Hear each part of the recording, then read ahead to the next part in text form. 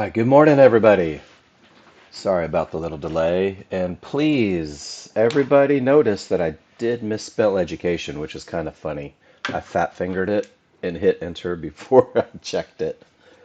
Um, it amuses me. Good morning, Chriselle. How you doing? Farzan, Dwight, Jim, Safia, nice to see you guys. Miss Debbie, always great to see you. Hope you guys are doing well today. I am having a great day. Slept great, woke up great, feeling good. Good morning, Snorri, Manpreet, Chef. Hola. Buenos dias. How's everyone doing today? You guys ready? Let's do what we did yesterday. What do you say? Good morning, Bobby T. Let's take a look at some patterns, but before we do that, let's check news. Today is Tuesday. Manpreet, that's the best answer ever. Guys, today's Tuesday, October 3rd, and at 10 a.m., there's going to be Jolt's job openings. I know that this is something that I want to watch because it has the red box next to it, letting me know that it is potentially high impact, meaning that it can shake things up, make the market change direction. It can make the market too fast to trade, really. So every morning I come through and I take a look at forexfactory.com. Not necessarily an endorsement for them, it's just the one that was introduced to me. But it tells me what I need to know. And I filter out all the noise, guys. I don't worry about the European markets or anything like that. I look at the American markets. I'm looking for high impact. I'm looking for medium impact. And I just want to give myself that little advantage of knowing when the market may go a little crazy. Everything that I talk about comes from the education page. Do I have some new people in here? Freddie, nice to see you. Welcome to the classroom. Um, I love it when I get new people in here. Always makes me happy. We got Ollie here. Manpreet, you are old story now, the way you're killing it in the markets. You don't get to be new anymore. Same with you, Chris L. Just kidding. You guys can be new as long as you want. Everything that we do in here, guys, it comes from the education page. There are no secrets with Nexgen, and I like to stress that every day. There's no secret handshakes. There's no here's a little, buy some more. It literally is everything that you need to be successful. And the cool thing is that there's not a lot to it to be successful. The more simple that you keep it, the easier it becomes. So for you newer folks, let's run down exactly what's going to happen today. We are going to spend the first hour learning the trigger line and Fibonacci rules for when it's okay to trade. It's the same hour every day. And if this is day one for you, it may be a little overwhelming. It's going to feel like a lot of information. And it may even feel like a different language. But the cool thing is that every day it gets a little bit easier. And most of the people in this room will attest to that. By day three, you're like, oh, this starts to make sense. By day four, you're like, haha, look at me catching great entries. And that's kind of how it goes. But you've got to learn the rules to get comfortable. So the way the classroom is taught is every day, first hour, we talk about what's called a high probability trend trade. And I'm going to go to the glossary of common terms because I think it's important to define it because I think just the definition brings a little confidence to the table. A high probability trend trade means that every indicator on every chart agrees for the trade. And this is when your triggers are going to be their strongest. No termination conditions exist. We will talk about those termination conditions. But really, there's no trouble spots between you and your entry target, guys. This is the foundation for every trader that uses NextGen. The high probability trend trade is designed to give you an entry for a trade that typically wins 70 to 80% of the time. It is not designed to have you recognizing advantages that happen on only two charts. But the most important thing that this high probability trend trade does for you is it turns you into a chart reader. And that's a skill that nobody can take from you. It's a skill that is pretty amazing once you possess it because you're going to understand fluently where the market is likely to continue by looking at your indicators, looking at your workspaces, and you're going to be able to use that spot for an entry for the high probability trend trade. You're going to understand where the market is likely to go. This is going to help you pick smart targets. It's going to help you use momentum and Fibonacci to determine where you need to be taking profits and not hoping that the market continues. And then finally, you're going to understand where the market is likely to stop. That's one of those termination conditions that I referenced earlier. Termination conditions are basically areas where the people that control the market are making decisions, is the best way to put it. The people that move the market, the people that make it go up and down, they see these termination conditions, they recognize them, they respect them. This is where profits are taken, where trades are entered. And as small fish in a big ocean, we don't need to be near that. We need to let these fights happen between buyers and sellers, the guys trading thousands upon thousands of contracts. Let them do their thing. And what we're going to do is we're going to wait for that highest probability scenario in between these decision-making areas.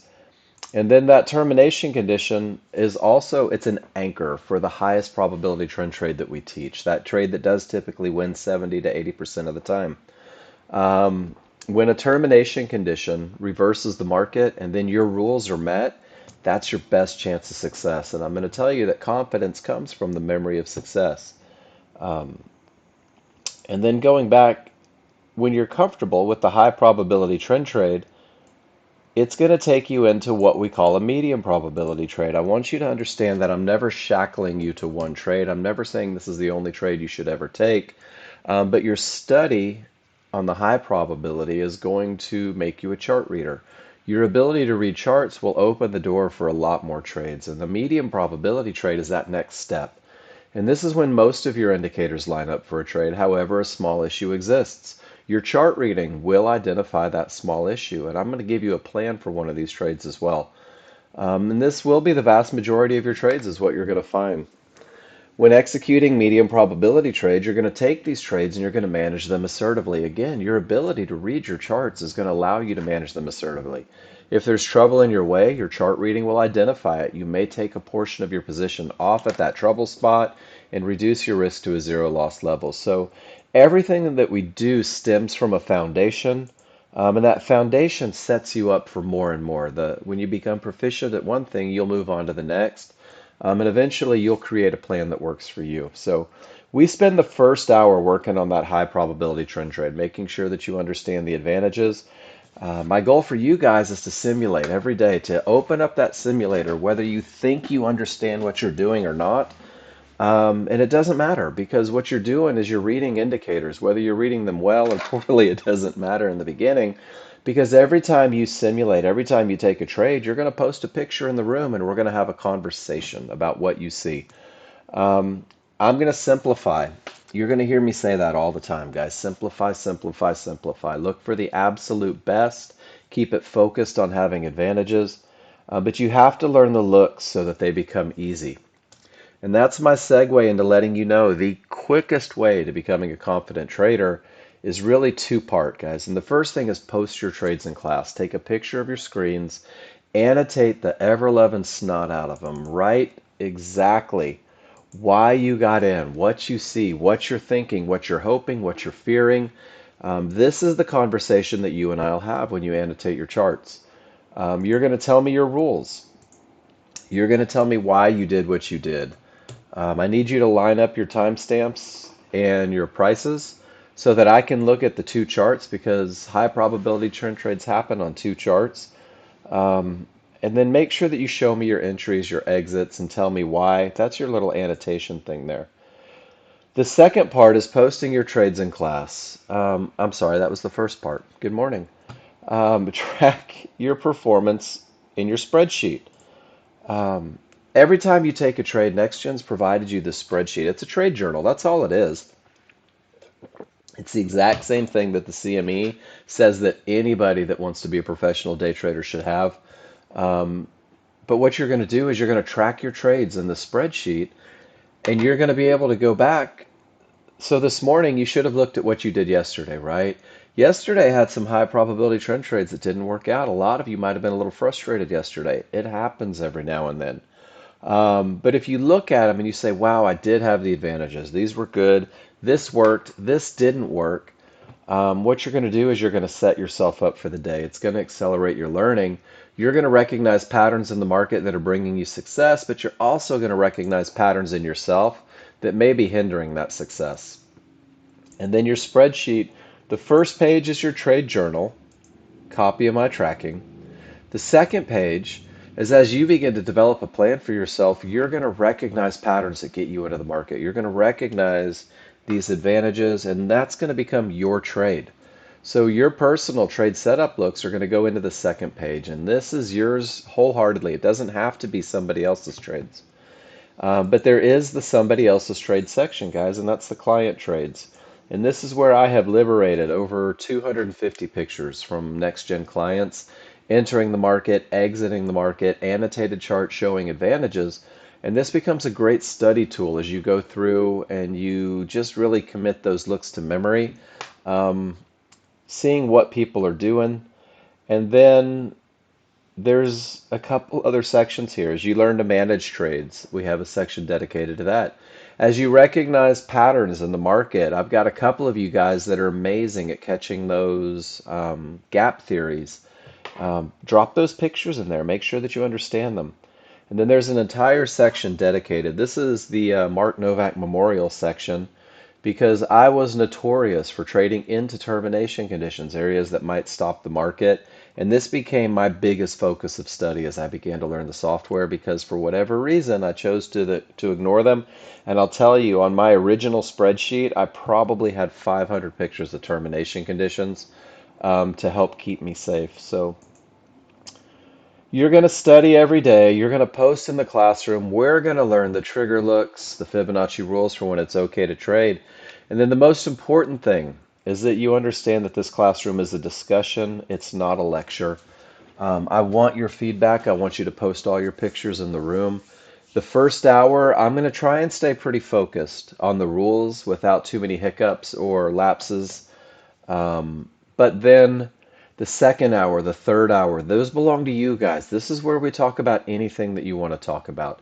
If you're working on a new plan for yourself, post your pictures, write your rules. We'll talk about the advantages. If you're working on your management, if you're trying to get better entries, if you're trying to add contracts, whatever it is you're trying to do, the second 2 hours really belong to you once we lay that foundation. And the foundation is the high probability trend trade. It's only 3 rules. That's it, simplicity. It's only 3 rules, and each rule is going to provide you an advantage. And a trade is the 3 advantages put together. 90% of what you do during the day will be reading your indicators and waiting for these advantages. When they come together, when you have momentum, a clear path, and an entry area, that's the recipe for a trade. That's what's going to get you to pull the trigger. That's what's going to get you to enter the market. These 3 rules happen on only 2 charts. You will hear the siren song of other people posting multiple charts, different time frames, different styles. Hey, Mark, I need more indicators because if some is good, then more is better, right? Keep it simple, guys. You can take this high probability trend trade. You can even take your medium probability trades on only 2 charts. And the key to the 2 charts is that you, every time, let the large chart lead the way. Let the large chart tell you what's happening. One bar, the most current price on your large chart is going to define direction, momentum, and areas. Um, it's a broad stroke of a brush. It's taking the general consensus of the market, what the people that are in power, want the market to do, the large crowd. Your large chart defines that direction, that momentum, those areas. The large crowd is what the people that move the market want to have happen. And this is going to be your focus to make sure that you have the advantage of momentum through rule number 1 and the advantage of a clear path through rule number 2, momentum in areas. Once these are present, you're going to turn to that smaller, faster chart. This is a refinement chart. Your refinement chart is going to take 1 bar from the large chart and it's going to whittle it down. I love saying whittle it down because I am from Texas. It's going to whittle it down to the point where the market is most likely to continue. And this is going to become your entry, so much so that you'll use a limit order. You'll literally wait for the market to come back to you to enter the market at an area inside of favorable large triggers.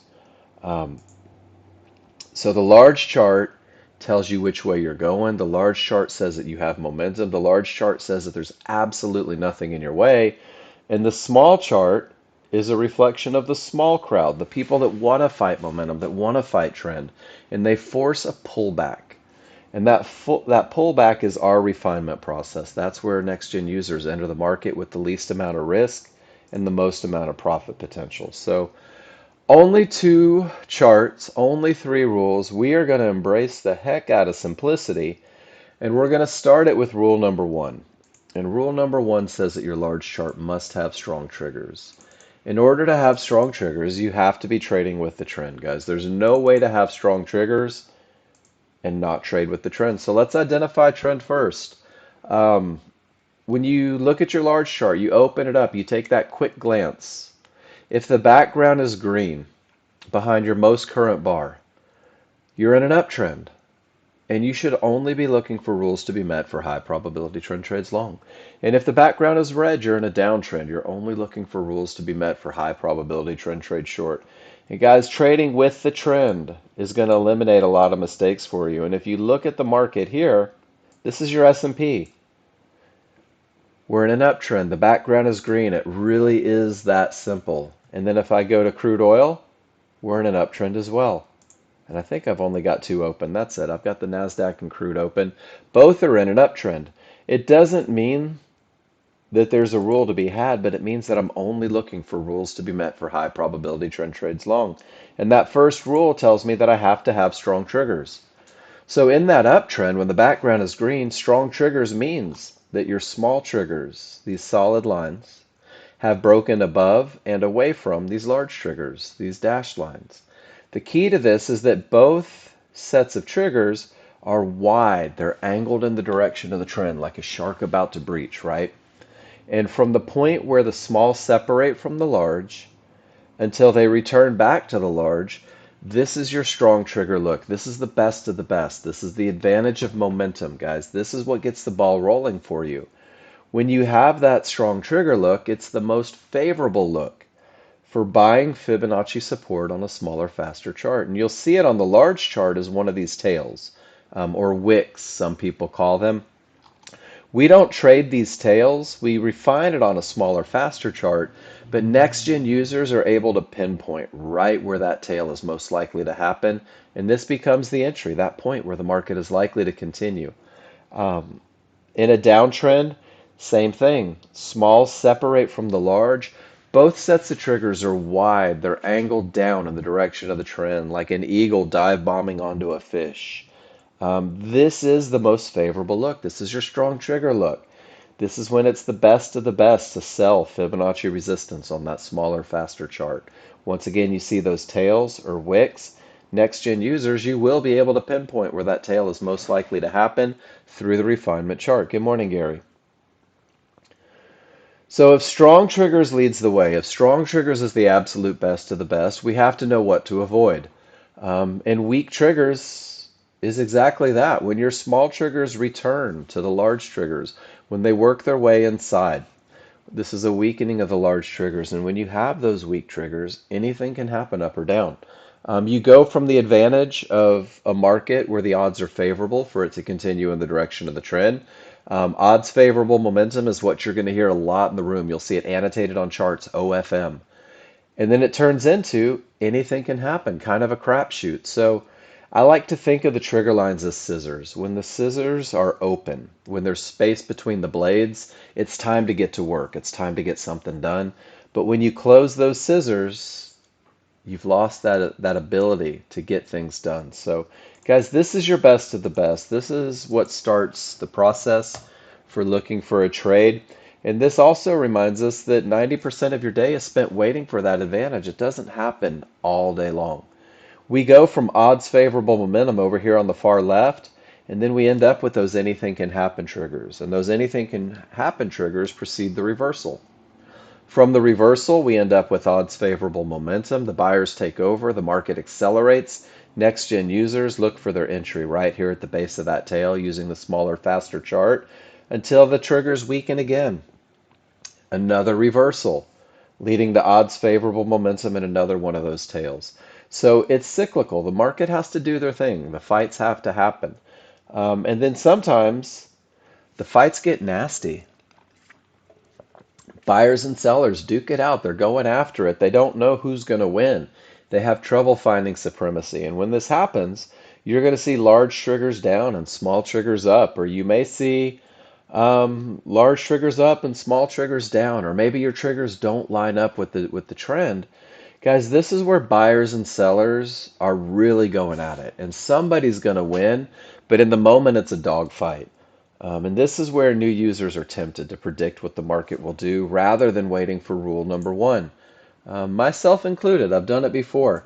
And you create an opinion on which direction you think the market should go. Good morning, Sydney.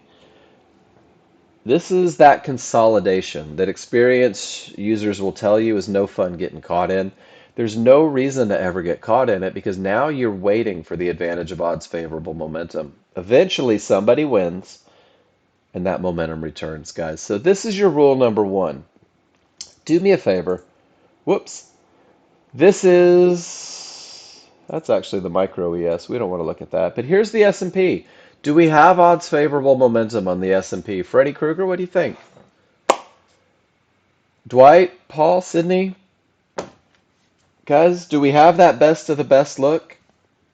Are we looking for trades? Chef says no. Chef, I agree. Large triggers are flat. Small triggers are angled down. The trend is up. Gosh, guys, there's nothing to do. Be a little patient. What about crude oil? Do we have that separation between small and large, or have those small triggers work their way back inside, taking away the best of the best look? This is how quickly you'll be able to recognize it in the moment, guys.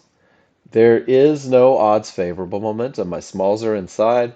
And then the one thing you're going to notice too is we've reached Fibonacci resistance, which is a great segue to our second rule. Once you have odds favorable momentum, that's so hard to say. Let's make sure that the path is clear. Rule number two says that termination conditions must be false. Room to the targets must be true. And what that means is that we want a clear path. We want to make sure that there's nothing between our entry and our potential exit. The areas that may create a bounce. Here's a great roadmap for what you're looking for on your screen. The areas that may create a bounce, divergence highs and lows, these magenta and cyan lines. Red Fibonacci resistance, blue Fibonacci support, yellow one-to-ones.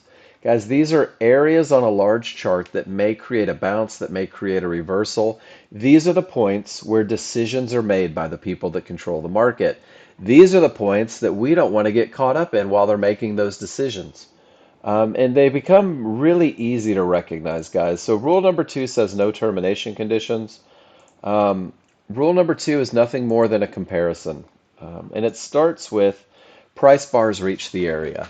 Your dynamic Renko bars make it to the area because in order for buyers and sellers to have that reaction, the price has to get to their reaction point. And that's what these dynamic Renko bars are doing. They come down and they reach Fibonacci support. At this point, all you have to do is ask yourself, where are my trigger lines?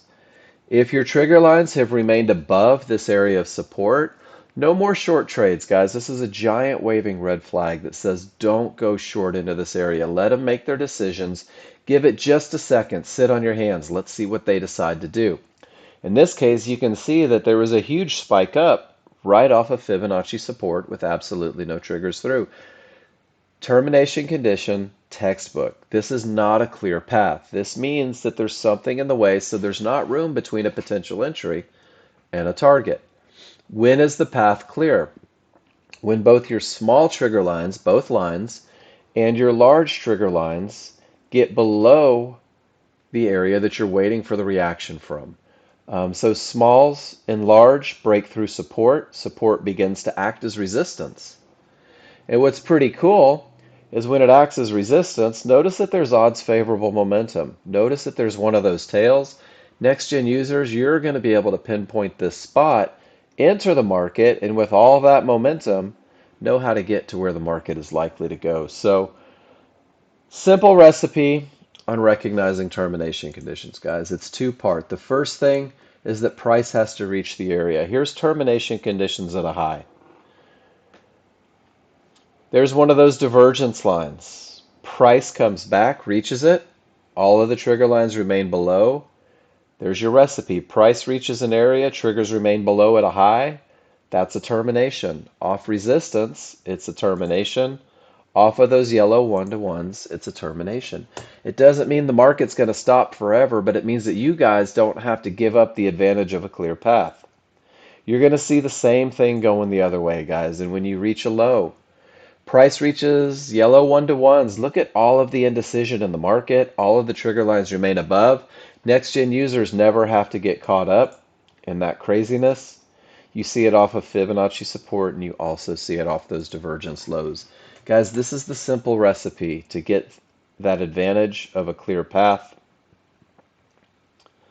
Where's my picture? There it is. So as a brand new user, I want you to only give yourself two options. Either the path is not clear because price reaches an area and none of the triggers break it, or the path is clear because both small and large get to the other side of the area. Notice that there's odds favorable momentum in one of those tails, one of those potential entries. Guys, this is going to keep you out of so much trouble as a brand new user. Um, and I'm going to show you a couple examples straight from the resource material. The market moves down, the triggers get through support, and it creates a pivot up. This pivot has a loss of momentum. That's what divergence is. When that cyan line prints, it means that price and momentum don't agree. Momentum is lagging. This is not a termination condition because price didn't reach the line, price creates the line. When price comes back and reaches that divergence low, all you have to do is ask yourself, where are my trigger lines? If they remain above the area, no more short trades. This is what we call a pivot stop out of a prior divergence, guys. This is a powerful termination condition. And when it reverses the market, we're going to reference this as a strong bottom, meaning that it's a low that creates a reversal at a termination condition. It's a strong bottom. This is the picture that reminds you that 90% of what you do is reading indicators. Price, these dynamic Renko bars, come all the way up to Fibonacci resistance. When they reach it, no triggers break, no long trades. Is everybody okay with this concept? From resistance, price pushes all the way down to Fibonacci support. Once again, all of the triggers remain above. No trade short, right? It's easy to get excited about smalls below the large. It's easy to get excited about a red background. But if we just respect the termination condition, it's going to keep us from two losers right here. Then price comes back up to Fibonacci resistance. No triggers, no trade. There's that divergence high line. There's a second termination. Another form of resistance. There's a third termination. This is a pivot stop out of a divergence high. It also coincides with Fibonacci resistance, adding power to the top. When this top gives you the reversal, the odds favorable, and the clear path, guys, this is your highest probability trend trade. All of your patience is rewarded. This is where next-gen users look for the opportunity. And the ones that happen after a termination, these are the ones that typically run. But you have to get through the patience piece before you get to the spoils. Look at one more. And I like this picture because this one represents that fight quite a bit and why we don't have to get caught at these decision-making areas. Price is coming down with odds favorable momentum, and it goes headfirst into these yellow one-to-ones. All next-gen users do is they go, hey, look, all the triggers are above. I'm not going to take that short trade. I'm not going to hope an area breaks. I'm going to wait for an area to break, or I'm going to wait for the market to reverse. The sellers are in control, but the buyers were planning on making a move, and you see the push. But the sellers weren't done, and the buyers aren't giving up, and the sellers weren't done again, and the buyers aren't giving up. Guys, you don't have to get caught in this fight. You can identify where it's going to happen. Your trigger lines let you know that it's about to happen. And ultimately, this termination does create the full reversal. Small and large triggers get above resistance. It begins to act as support. Small triggers are outside of the large triggers, and there's one of those tails, guys. There's the next-gen users getting paid for their patience all the way up to Fibonacci resistance. 90% of what you do is sitting on your hands waiting for the market to tell you it's okay to take a trade. Is everybody comfortable with the two-part process, guys? It really is that simple. If price, we're going to get off of crude because they're absolutely railing. If price reaches an area and the trigger lines remain below, no more long trades. If price reaches an area and no triggers break through, no more short trades. And look what happens, guys. From support to resistance to support, and then stuff starts to break a little bit, but small and large didn't make it through resistance, and here's that reaction once again. Guys, we're just in a holding pattern, waiting for the advantages. And then I want to talk about one more. Chef, are we going todo en español hoy? No problema, mi amigo. I got you. Sometimes the market turns from nowhere. Everything breaks support, the triggers are down, the trend is down, and it goes up. Sometimes you have odds favorable momentum and a clear path, and that market goes down. Guys, this final termination condition is going to help you identify it, and you're going to use the smaller, faster chart. Chef, I got 30 years of restaurant Spanish underneath my belt. I can make my way around most Spanish-speaking countries.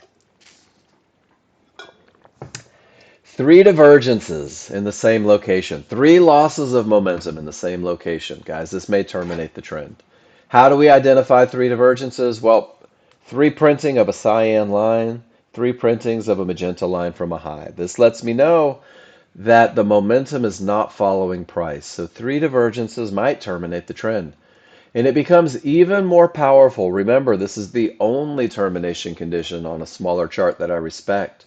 But it becomes even more powerful when I get those anything can happen triggers. So now I have weak triggers and I have three losses of momentum. It makes that three divergences even more powerful. And then when that third pivot is higher than the previous from a low or lower than the previous from a high, it becomes more powerful still, guys, because now price couldn't even exceed the previous pivot and momentum is lagging.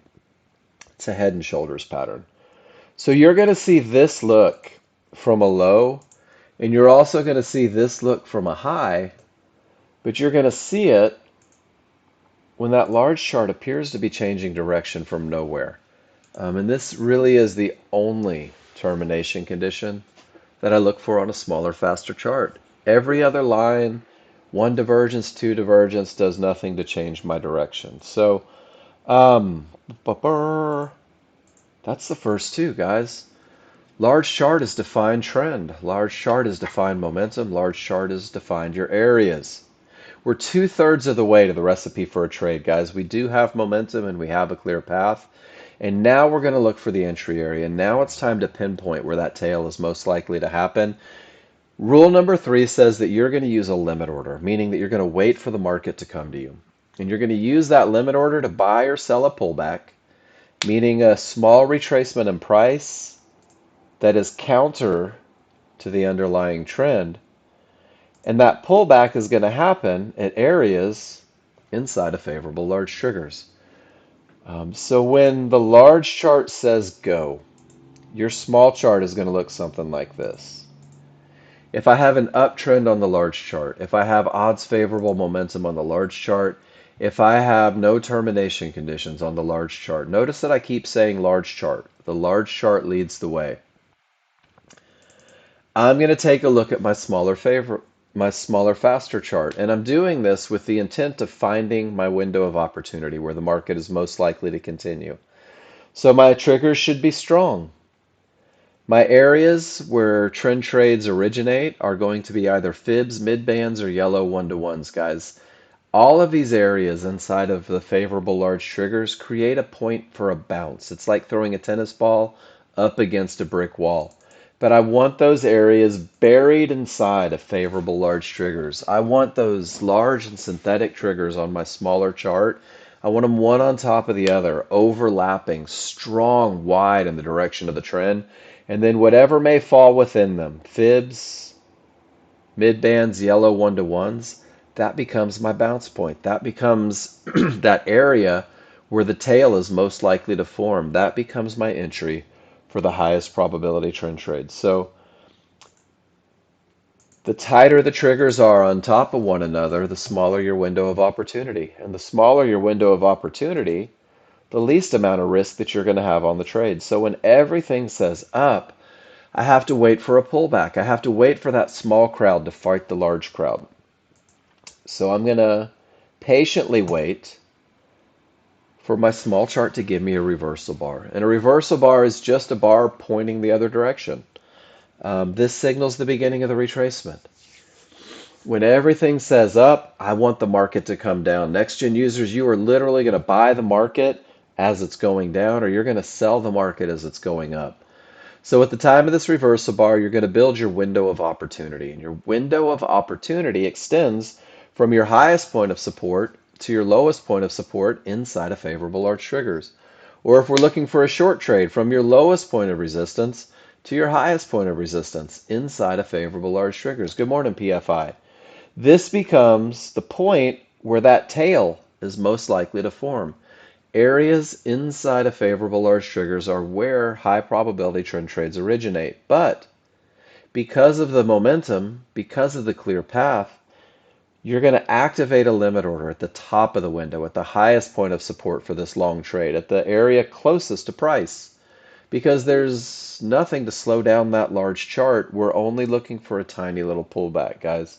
So at the time of the reversal bar, you will define where the market is most likely to continue. And that market is most likely to continue. First, you identify your trigger lines, favorable, one on top of the other, angled in the direction of the trend. But that's not your window. Your window actually gets even tighter, creating less risk. From the highest point of support, in this case a mid-band, to your lowest point of support, yellow one-to-ones, inside of favorable large triggers. Guys, give me a Y in the room if you're with me. This is your recipe for entry. Reversal bar prints, highest point of support to the lowest point of support. Your limit order is going to go right at the top, guys, right at the very top of that window. And you're just going to wait. And the market's either going to come back to you or it's not. You're not in control of that. You're only in control of whether or not these advantages are present, whether or not you had odds favorable momentum, whether or not termination conditions were false, you had a clear path, and then finally, whether or not you used a limit order at the areas inside of favorable large triggers. And I'm going to remind you guys that are brand new. This is day one. I want you to allow yourself to be new. I want you to give yourself a little bit of grace. You were not building bridges your first day in engineering school. You weren't doing appendectomies your first day of medical school. You had to learn the terminology. You had to do a little repetition. You had to see these things a couple times so that they become easy. Guys, the high probability trend trade is no different. It's going to take you just a little bit of study. But this becomes the entry for the highest probability trend trade that you can take, guys. This is the best of the best. And we get in at the top because of the momentum, because of the clear path. So let's talk about the realities of trading. When the market comes to the top of that window, we're in because we don't want to miss it, guys. We don't trip over pennies to save a couple dollars. We get in at that highest point of support. I want you to realize that it may go to the bottom of the window. It might hit that lowest point of support, right? Because it is a window. If it were to the tick, that would be pretty amazing. But we have a range where the market is most likely to continue. There's also a point beyond the window of opportunity where we don't want that market to go. If I have odds favorable momentum and I have no termination conditions and I take the entry at the top of the window and then the market goes beyond the window, I'm going to be waiting with a protective stop, guys. I'm going to cut my losses rather than hope because now I no longer have all of my advantages in place. And this is where I like to remind my new users. The high probability trend trade is a trade that typically wins 70 to 80% of the time when you follow the rules, when you make sure that those advantages are in place. Anything that wins 70 to 80% of the time will lose 20 to 30% of the time. You don't know when that 20 to 30% is happening. And if you take 20 trades, you're likely to lose six of them. So your first 20 days with Nexgen is designed to find the best of the best entry, to make sure that you can get in here, because that's where the 70 to 80% happens. You're developing trust in the methodology. Um, we protect ourselves every trade with protective stops, right where the market shouldn't go. Small losses are a normal part of a positive equity curve. Small losses are a fact of life in trading. When you trust the advantages and you do the study and you take the pictures and you present in class and you really get that repetition, you're going to get the recognition for entry, but you're also going to develop the trust in the methodology that makes it so that you can do this. Chef, me too. When I don't follow the rules, I lose 70 to 80% of the time, sometimes more. It's a tough lesson to learn. Chef, me too. And you want to know the truth? Is I will have a day every now and then where I get a wild hair up my ass and I lose 80% of the time and I break my rules and I've got to just recenter myself and get back to what I'm doing. So this becomes your entry. And let me show you some great stuff about this high probability trend trade. And I'm just going to go to the entry point over here. So because you wait for the entry at the area inside of favorable large triggers, your risk is the absolute least that it can be taking a high probability trend trade. Because we trade a pullback, the distance to your profit target is the absolute largest, which means that you're risking less with the potential to make more, which is always a great recipe. Some common mistakes that new users make, and we've all done it, and you'll probably do it, don't beat yourself up over it, is it won't hit your order and the market will start in the direction of your trade and you're going to panic and you're going to jump in. And I see a lot of entries right at the top of this little fluctuation. Remember that the smaller chart is a faster chart. It's a refinement chart. It's going to fluctuate up and down. But your best of the best comes from the areas inside of favorable large triggers. If you get in on the fluctuation, if fear of missing out takes over, not only have you increased your risk, but look at how much shorter the distance to your target becomes. And you have to sit through the headache. Um, this is very normal in the beginning. It's okay. It's just a part of trading and developing trust in the rules. You're also going to see your small triggers turn against you. If they don't, you're probably not going to make it to your area, guys. They're just a really fast momentum indicator, and we need it to lose just a little bit of momentum to get us down to our entries as new users. But this is a trade that I will never miss. This is a trade that I don't hesitate on because I have trust in the rules. And this is a trade that typically wins 70 to 80% of the time. And then once you take that great entry and it goes in the direction of your trade, you'll reduce your risk even further by putting a stop underneath the reversal bar. So we manage risk long before we ever manage profits. We focus on taking the best entries. And guys, this is really your highest probability trend trade. And I'm going to show you the correlation between those tails and your entry. When you put the two charts together, and this becomes a study tool, this is the easiest way to develop trust in the methodology. When you have that uptrend and you have that odds favorable momentum and everything says go, the clear path, guys, and you see this tail on a large chart, this is after the fact. This is historical study. Circle it. If that circle lines up with an area inside of favorable large triggers, you know that this was a rules-based trade. You know that this was your highest probability trend trade.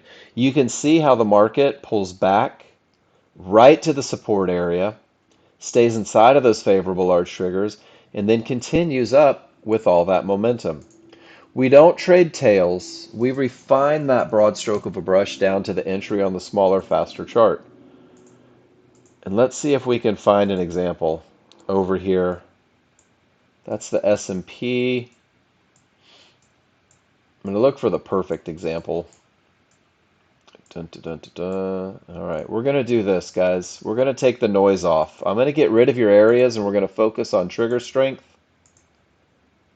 And we're going to focus on path. This was at 3:42 in the morning. So I'm going to scroll back on my smaller chart as well. Before I get to the small chart, I'm going to circle a tail with all that momentum and everything saying up. And when I get back, dun, dun, dun, there's my tail. And my tail pulled back directly to support inside of favorable large triggers. Guys, this becomes your high probability trend trade. This is your best of the best. This is the trade that typically wins 70 to 80% of the time. This is the trade where the only thing you need to focus on for the first 20 days is entries.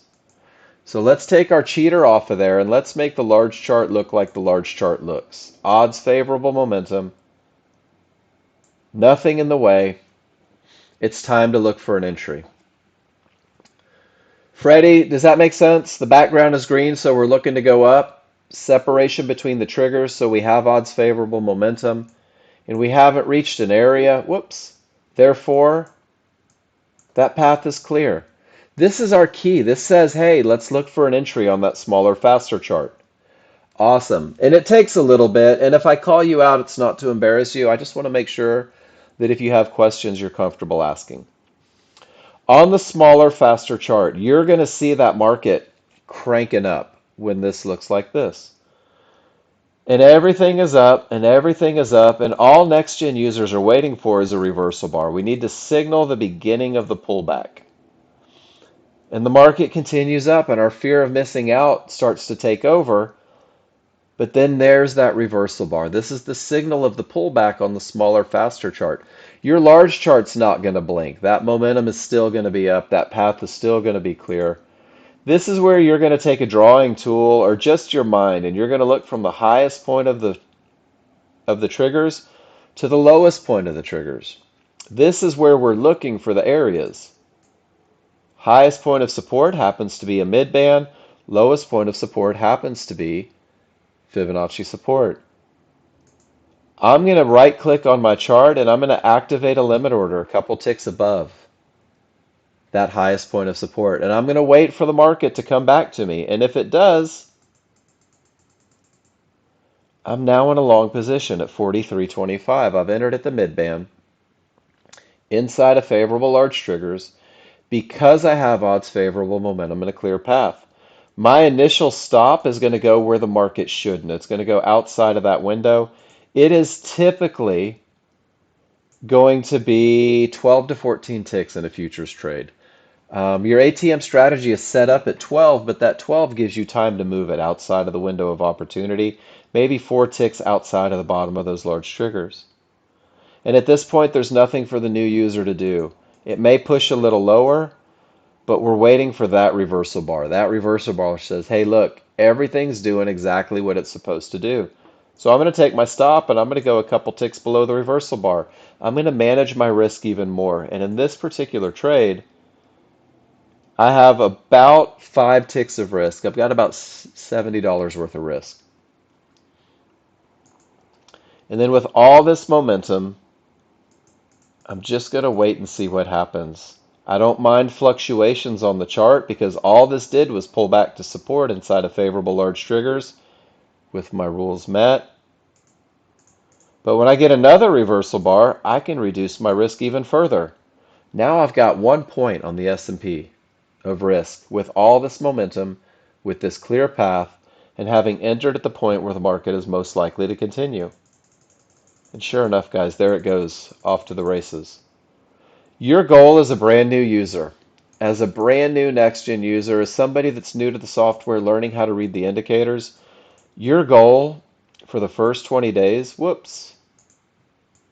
is to be able to recognize that entry inside of favorable large triggers just to get to the point to where you're comfortable pulling the trigger. And that's what simulators for, guys. You can't lose money if you're on the simulator.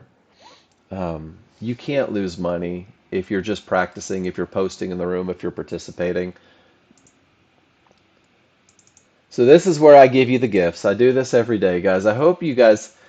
Does anybody have this printed out on their desktop in front of them? Because that's the goal for this checklist, guys, is that you can glance down and remind yourself what you're looking for to pull the trigger. That you can glance down and say, hey, do I have one of those terminations that created a full reversal? Do I have odds favorable? No terminations? Do I have an area inside? I'm going to tell you guys right now, I have no... Well, Chef, if you're traveling, you get a pass. You get a pass for now, but the second you're back home, I want to see it printed out. Um, I've never had anybody in the history of this checklist follow it to the letter and do less than 70%. And to be honest with you, most people find themselves around 85. But I'd rather just tell you the low end of it, right? And all this does is this revolves around those advantages that we identified. It revolves around odds favorable momentum, no termination conditions. It's just the recipe for a trade, but your recipe is written out in front of you. This defines your entry for the first 20 days, guys. This is all you need to focus on for 20 days because it's making you a chart reader. It's getting you to identify these advantages in the moment. And then I've also created the same checklist. Excuse me, allergies are cranking a little bit. And I've liberated the pictures from the resource material on what everything is. Is the market coming from a good top or bottom? That has to be a termination that creates a full reversal. Here's your strong trigger lines defined, strong trigger lines defined, weak trigger lines defined, all of it visually, because the idea is that you're going to begin to recognize patterns. Here's your recipe for termination conditions. And then here's finding that point where the market is most likely to continue, guys. There's two pictures of entries, one for short, one for longs. And you'll notice that it talks you through the reversal bar, identifying the triggers, the areas within, exactly where your limit order goes, and where you're no longer in that window, guys. And this checklist should be reviewed every morning, right? Visually, know what you're looking for. It's going to help you find. We typically find what we're looking for. And then finally, I'm going to give you guys a simple plan. Simple plan for success. This is not designed to be the end of the road for you. This is designed to be your best chance of success with the high probability trend trade or with that first medium probability trade, that 50-50 trade that we're going to talk about as the day progresses. But this plan is a stepping stone. Um, but through simulation, study, class feedback, and continuous practice, you will craft a plan tailored to your own personal goals, and it's going to be based on your chart reading experience. Your ability to read charts may find more trades for you. Your ability to read charts is going to help you manage trades. Your ability to read charts is going to help you pick entries. It's going to help you decide on exits. And it's your ability to read charts that's really going to take you next level. But until you get there, I have given you a simple plan for consistency. And I want you to notice that it starts with never fighting the large chart direction or the triggers. Never fighting direction or momentum, guys. This will eliminate about 60 or 70% of the mistakes that new users make. And for those of you that don't realize this, I've made every mistake that you'll ever hope to make. I have butchered the plan 173 different ways. And I teach this class coming from a point of I want you to make mistakes so you grow from them, but I want you to avoid the pitfalls and the repetition that I had as I learned the software. And this plan was, or this classroom was developed from my own mistakes and how new users can overcome them faster. So your first 20 days is nothing but defining your entry. Remind yourself of that. All I'm doing is finding entries. It doesn't matter what the P&L is. I'm on simulator. If I win, if I lose, I don't care. I want to take an entry, post it to mark, and make sure that I can follow my rules.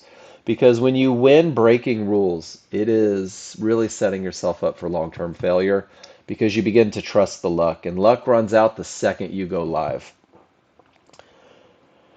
Every great entry creates a manageable trade. So getting in at the point where the market is most likely to continue creates an opportunity for management. Your management plan as a brand new user learning to read your chart should be just as methodical as your entries, just as mechanical as your entries. And everything starts with the best of the best, the entry at resistance or support inside of favorable large triggers. When you take this entry because the advantages are present, you're going to put your stop where the market shouldn't go, outside of the window of opportunity. And at this point, you're either going to sit on your hands. You're either going to get stopped out, which is a normal part of a positive equity curve, or the market's going to bless you with a reversal bar. And if it does, you'll reduce your risk above the reversal bar. And then once again, there's nothing for you to do as a brand new user. You're either going to get stopped out, small loss, way to manage your losses, or it's going to hit your first target. And your first target is only $100 in the beginning. $100 probably won't be your goal forever, but in the beginning, hitting that $100 with all those advantages is pretty easy. And it gives you confidence through the memory of success. It makes you feel great about what's going on. And you're going to move your stop to break even, which means that not only did you get paid, but you have no risk on the trade. And this makes it easier for you to remind yourself that the large chart's leading the way. And it makes it easier to trust the momentum. It makes it easier to trust the clear path. And it makes it easier for the new user to hold on for that second target. And the second target is only $200 in the distance, which means if you're trading two contracts and that second target gets hit, you just made $300, guys. That's a $6,000 month or a $72,000 year, however you want to do the math. But it's pragmatic. It is opinionless. It's emotionless. And it's designed to be nothing more than if-then scenarios, guys. And that's what this simple plan does for you. The simple plan gives you the opportunity to be very mechanical and very emotionless as you learn to read your charts. It is not the end of the road. It's the beginning of your journey. But the more you win, the more confident you are. The more confident you are, the more likely you are to stick with it, to focus on finding advantages. And then once you break out of this super simple plan, you're going to build your own plan. I've given you a trading plan so that you can find your new entries, right, from your chart reading. You're going to smother the plan in pictures of your perfect entries, and you're going to develop something that suits your needs, that suits your tastes. And what you're going to find in this room is that sometimes people are going to take trades that don't fit the rules for a high probability trend trade. But through chart reading, through study, through feedback, through participation, Safia has developed a plan that suits her needs. And just for grins, this is in at 10 and out at 35, which is six contracts at 25 ticks or 25 points each. Each point's $20, guys. That's about a $1,600-$1,700 trade based on her ability to read charts. Safia, nice trade. But you guys focused on the high probability trend trade, that trade's going to absolutely terrify you because it doesn't fit your rules. And that's okay. And the second half of that is understand that the people that are posting these trades that aren't high probability trend trades, they're further down the road than you. They have more experience than you. They've spent more time posting in class than you. They have spreadsheets that are filled up, and they have 1,000 questions under their belt that have been answered through participation. That's how they got to where they wanted to be. So there are no wrong trades in this class. There's only advantages and disadvantages, right? There's only the advantage of momentum, of a clear path, the advantage of an entry area, but these will change as you grow with the software. Your entry areas will change. Your idea of a clear path will change. But this is the most remedial form, guys. And this is your first hour. It's 10 a.m. And I think that we had some news right now, 10 a.m., right? And there goes the market. It's a little zippy when the news prints. But the cool thing is the patterns still work, even during news releases. It's just too fast to trade. So guys, I'm going to leave this up. You guys can watch the S&P sort itself out. I'm going to take 5 minutes. I'm going to go stretch my legs. Um, if you've taken a trade, post it in the room. If you have a question, post it in the room. Guys, the next 2 hours are designed to be a discussion. We'll talk about anything that you want to talk about. We'll talk about every one of your trades. And when I talk about your trades, I will always relay them back to the advantages, whether they're high probability or not. So the idea is that you annotate your charts. Tell me why you did what you did, because this is an educational room, right? Everything that you post in this room has to have either a lesson for you or for the class. Um, and I hate saying that, and sometimes I feel like a jerk saying it.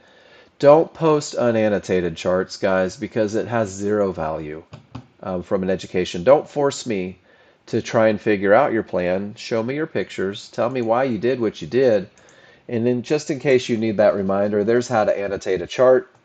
I will be back in 5 minutes, guys. Mic silence for 5.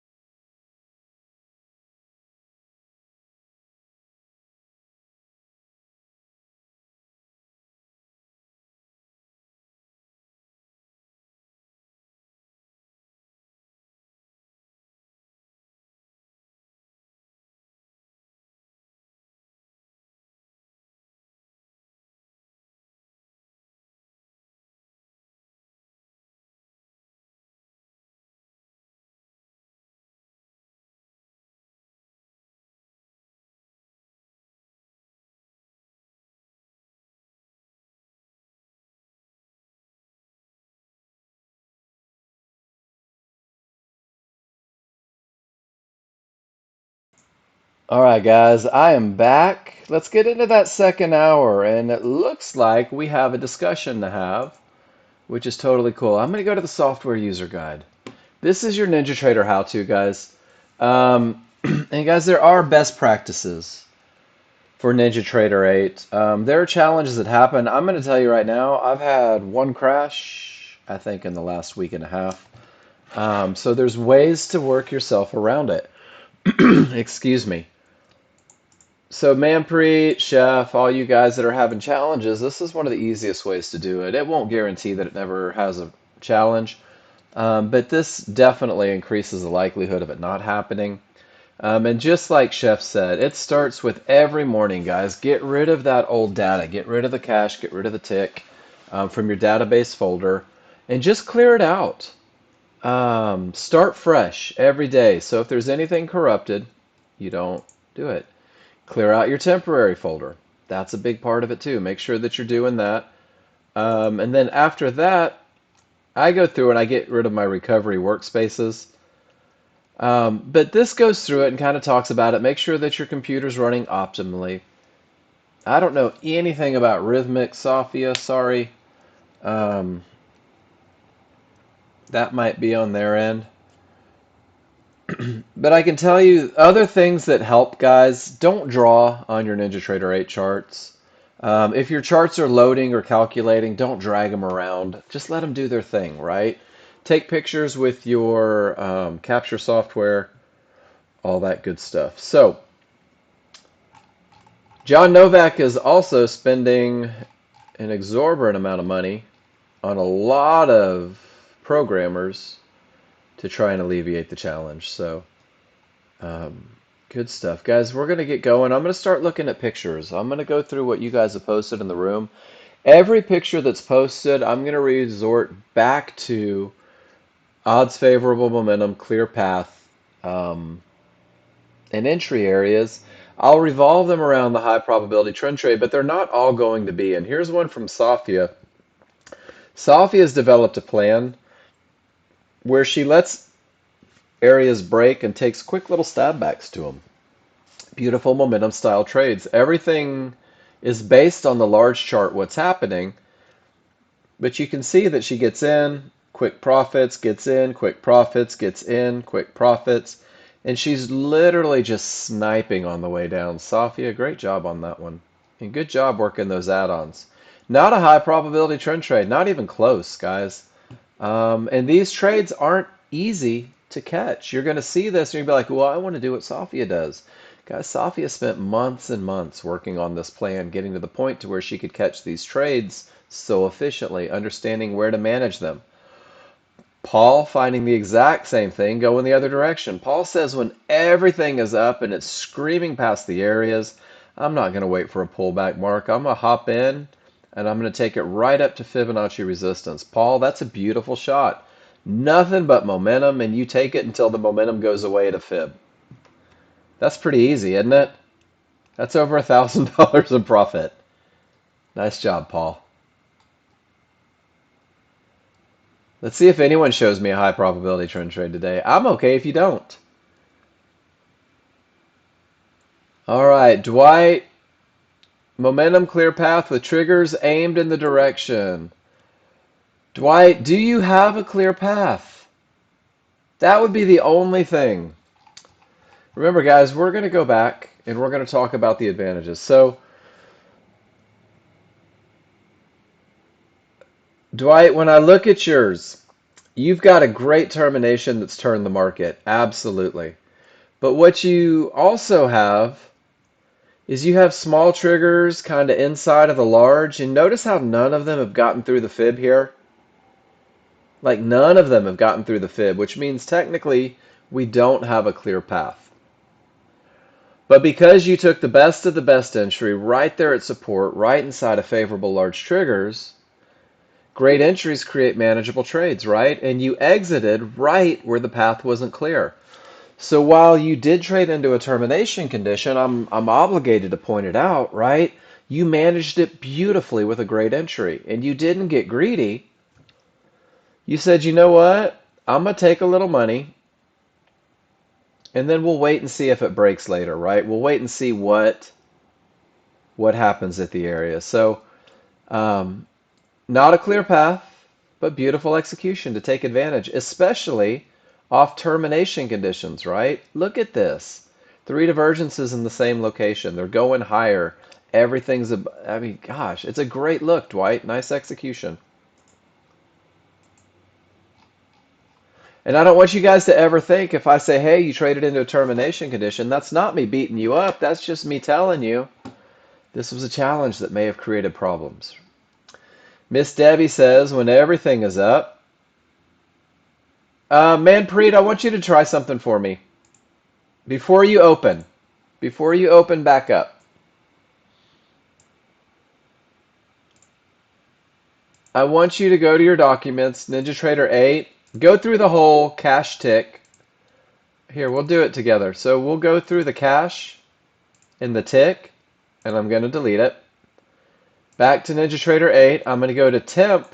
These are all my temporary files. I'm going to click on the top one, hold down the shift button, and hit the bottom one. And I'm going to delete all of those. And then I want you to try this, Manpreet.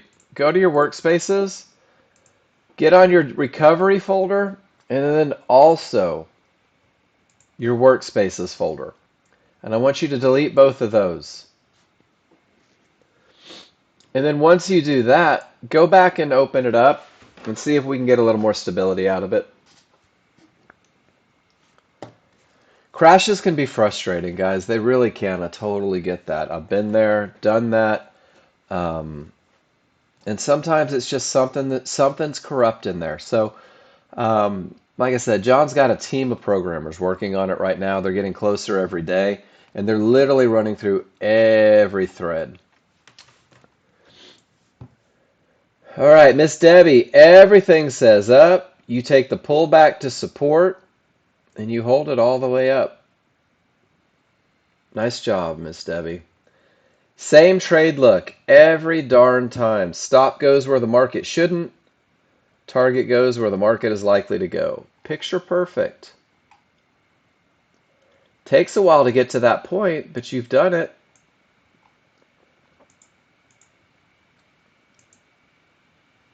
And then Dwight, there's your entry to happen. Smalls are above, large are not. Perfect entry. And then it bounced off and you got a little scared. But you're just sniping a little bit.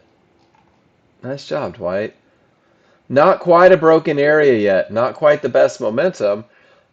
But once again, great entries create little manageable. Boom, boom. And remember that the color doesn't mean anything, Dwight.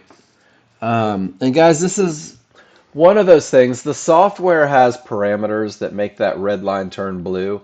But it's not the color that tells us that it's now support. It's the trigger location. It goes back to the idea that, hey, good morning, Paul.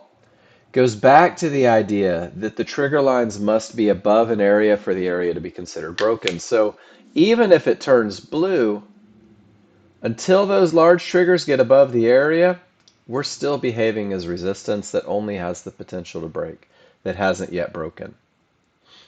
Does that make sense for everybody? Because you're going to see it a lot. You're going to get sucked in by that blue fib. Now it's not even opening, Manpreet. I've had that happen one time. And I'll tell you what I did. It's a little bit of work. So the one time that I ever had NinjaTrader that just wouldn't open, and great job on those entries, Dwight. Well, blue means support, right? But until my triggers get beyond it, it's always support. So red means resistance, but until both triggers get all the way to the other side, we're not worried about it. Have you noticed, Dwight, how you don't have any rules that talk about the color of the fibs? Only the trigger line location to the fibs. The fib could be any color at all.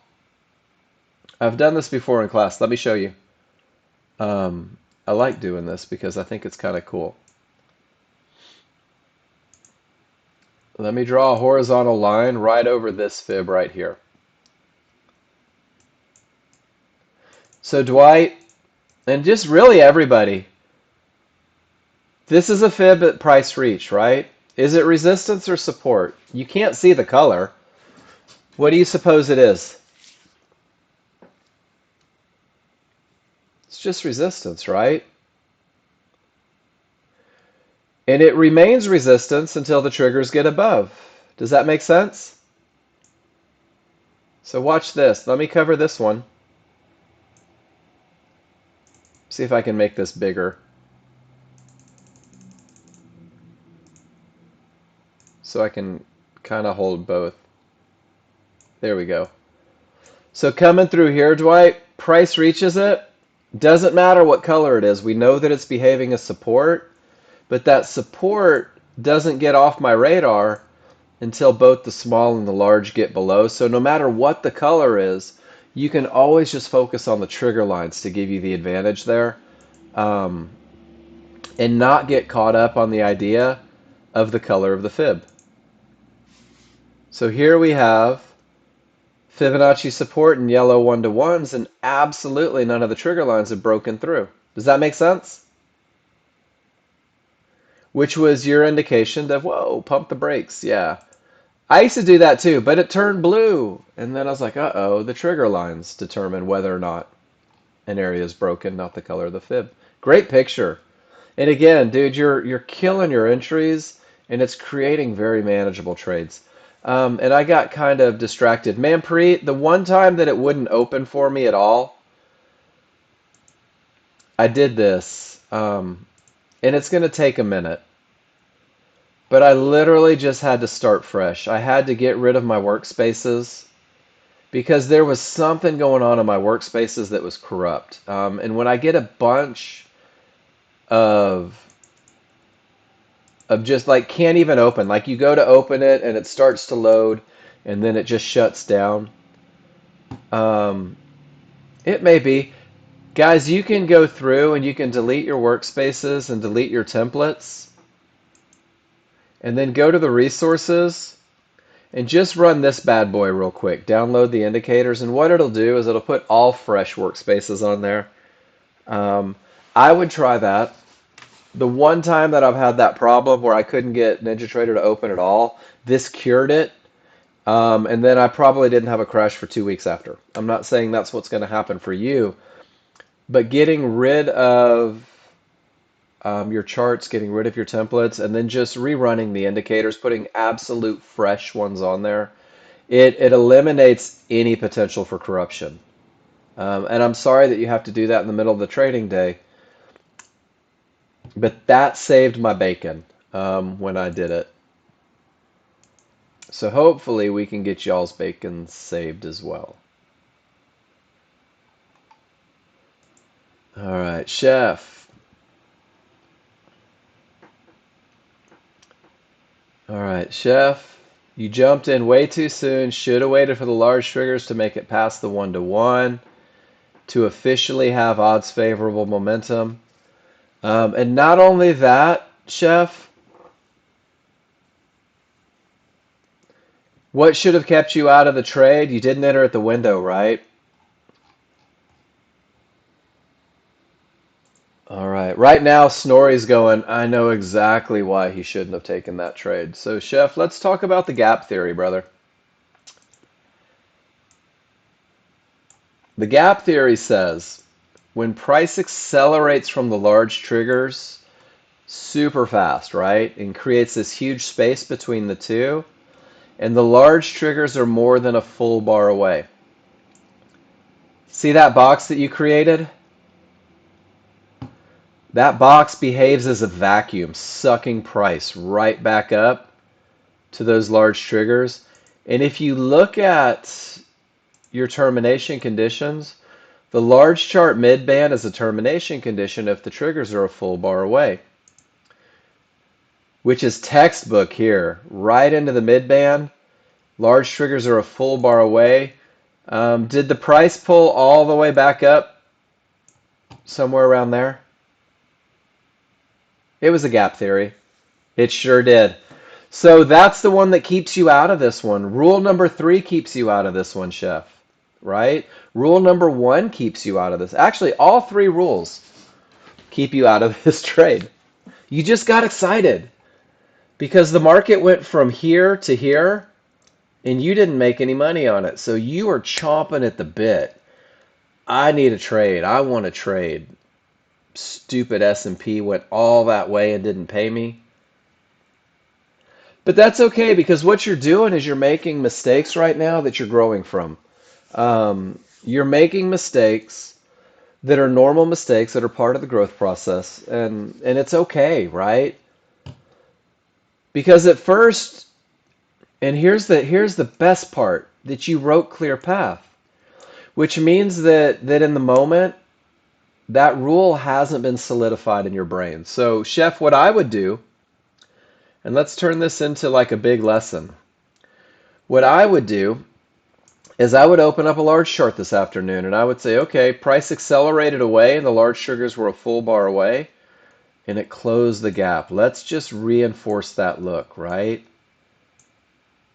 Price hit a mid band and Fibonacci, the large sugars were a full bar away, and once again it closes the gap. So you're going to start creating this little recognition, and you're going to be like, wait a minute, I've seen this before. I understand this look. Look how many times it's just happened today. And then if you tighten it up a little bit and you keep going back, there it is again.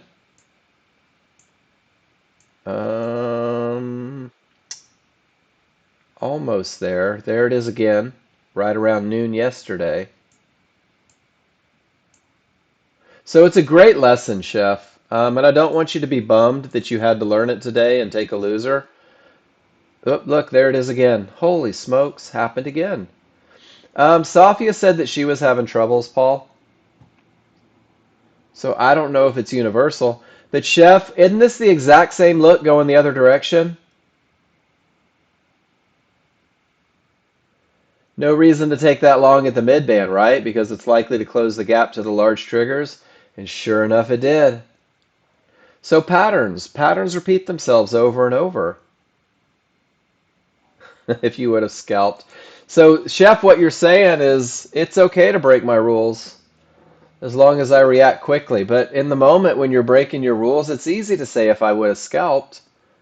But isn't it also true, Chef, that if you would have had the mind to be a rapid scalper, you probably would have still had the mind to not take the short anyway, right? Getting lucky, making a couple bucks, yeah, it's cool in the moment. It's a lot of fun in the moment, but it's not long-term success, guys. We want stuff that's repeatable every day. Let's see if Bobby did something repeatable. Everything said, oh, Bobby. What do you guys think about this one? Snorri, I've never had it happen. I don't know. It sounds like you guys on Apex are having troubles with Rhythmic this morning. I don't know if you're on Rhythmic. Make sure that you don't have 1,000 processes in the background. Your computer's not chugging. I sure will, man.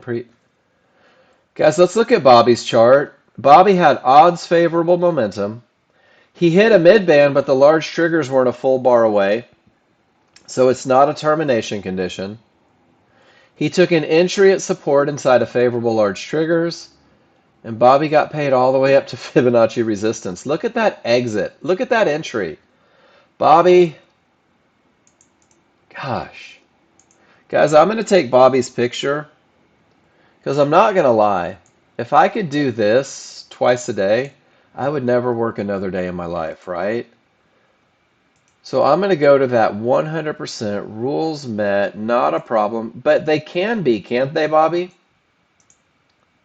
If you let them be, if you insist that they are.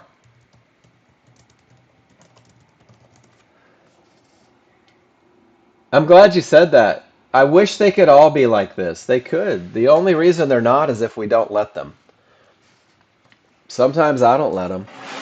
Sometimes I just don't wait for perfect, and it kills me over and over. So Manpreet, let's talk about the gap theory real quick. Thank you for asking the question because that was actually the last picture. I need something to talk about. Um, so the gap theory. Let's do a whole lesson on the gap theory. The idea behind the gap theory is that if price pulls away from the synthetic triggers, and in this case, synthetic is just code for large. Um, if price pulls away from the large triggers too fast and it runs into something, in this picture, John put Fibonacci, but really, if it runs into Fibonacci and the triggers don't break it, it's a termination no matter what. But what we're looking at is if it hits fibs, if it hits one-to-ones, if it hits a mid-band, Manpreet, it typically snaps back. It's like a slingshot. Price accelerates away, smacks into something, and pew, comes right back.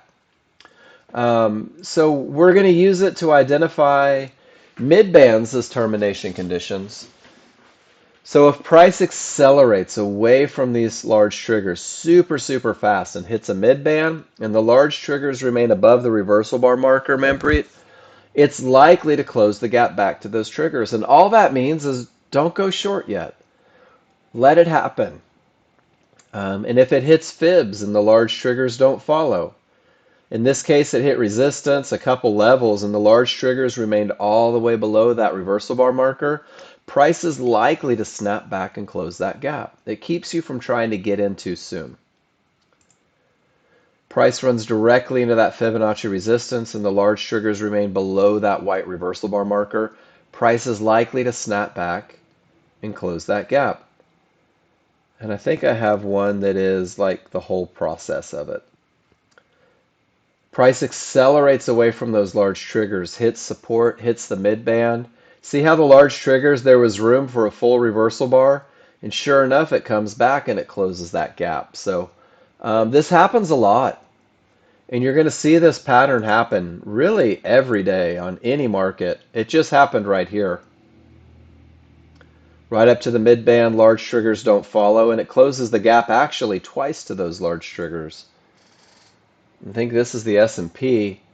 On crude oil, let's see if crude oil gave us any gap theories today. Here we are into the mid band and support. Large triggers aren't quite a full bar away.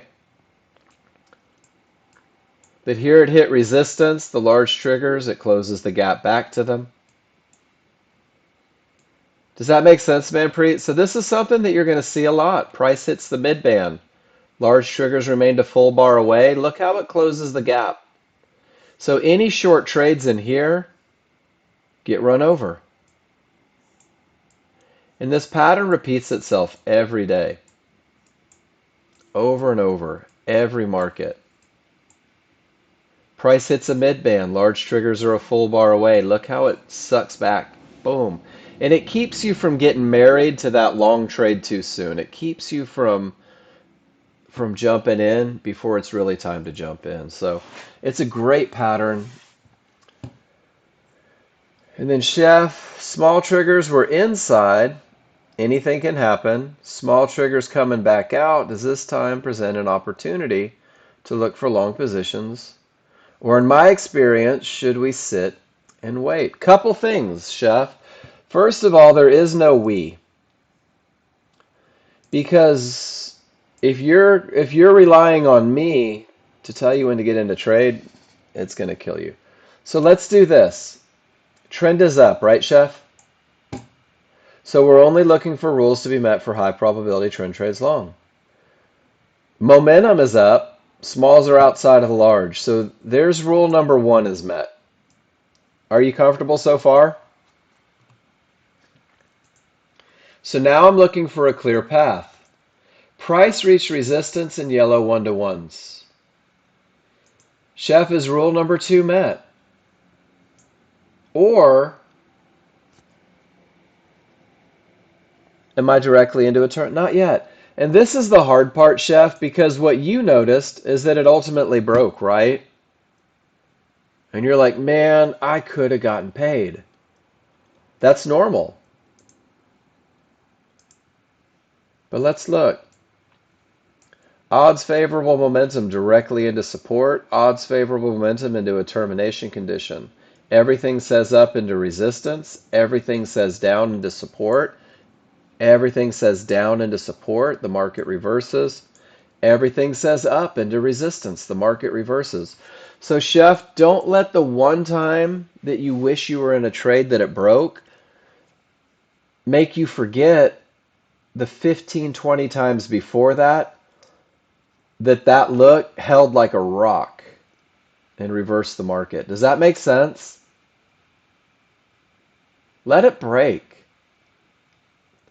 And that's, again, the hardest thing that we'll ever do as day traders is absolutely nothing when the rules aren't met. Um, and Chef, the cool thing is you're beginning to realize that 70 to 80% of the time when you break your rules, you don't win. Which means that, man, sometimes you just got to sit on your hands and do nothing. And it really is a colossal pain in the butt some days. You're welcome. Great question. New rules. I like it, PFI. Good top. Triggers roll. Wait for a pullback. Damn, that sounds like a high probability trend trade. Buy or sell, 24 tick stop, 16 tick target, 3 trades per session, walk away for 10 minutes or move to crude or ES. So you updated it already? You already updated your new rules, PFI?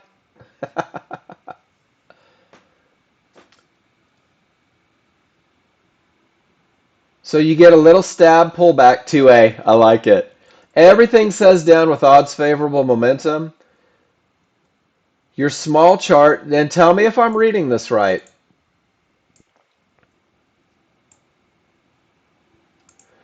Termination creates a full reversal. I have a strong top, right? That's the precursor for all of your goodness. I love it. Odds favorable momentum. Small's below the large are wide. They're angled in the direction of the trend. So you're saying that a great top and odds favorable momentum creates an overwhelming amount of kickassery to look for a trade? And guys, that's a real word. And then on your smaller, faster chart, when they try to push up but can't, you take an entry with all the momentum. So where was your entry here, buddy? And then just get paid. You see how you missed one? That's okay. And then as everything comes down and you're getting into, let's see, 25.11. I'm trying to see. It looks like you avoided the termination conditions. And then it pulls up and you take another short. But now we're losing all the momentum, right? And it becomes a little problematic. But then the triggers roll. I love this entry. This entry is all sorts of awesome. You take it down and you're able to take profits. So PFI, can we talk about the little snippet right here?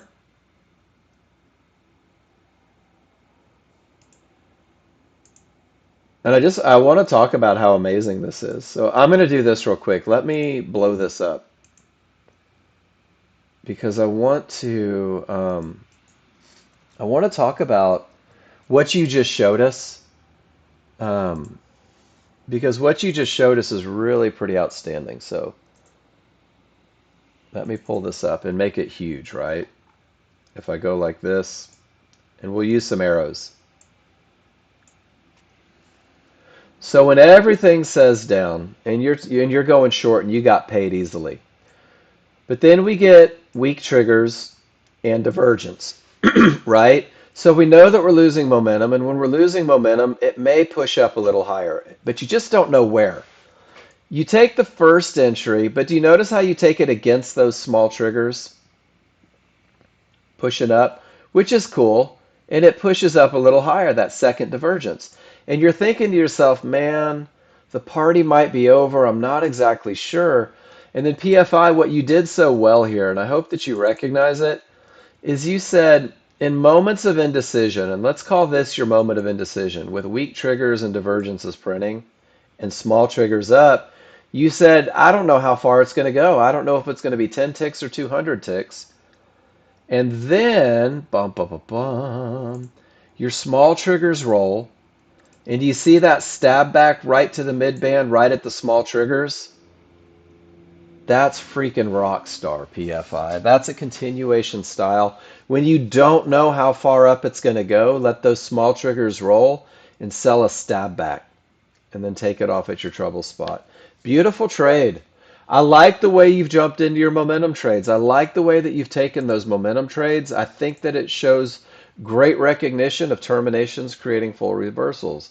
It shows amazing recognition of odds favorable momentum. And guys, those are two huge advantages. You have no fears because there's a clear path. And now you're just developing an entry that sits well. So why are you risking 24 on this? You want to talk about that side of it now?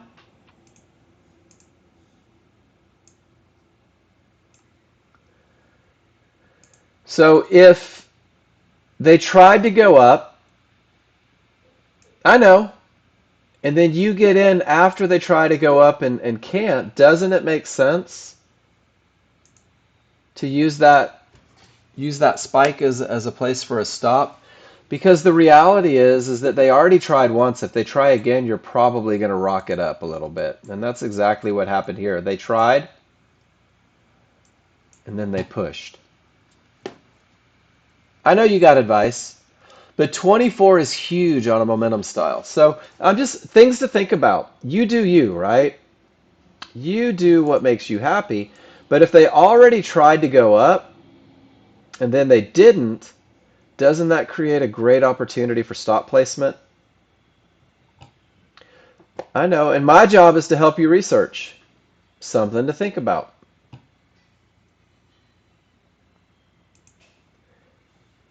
When you don't have... Did you download all of the... Did you delete everything, Chef, and start over? Yeah. Brr.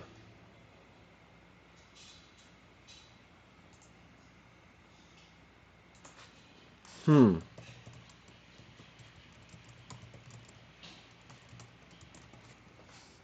You even deleted NinjaTrader?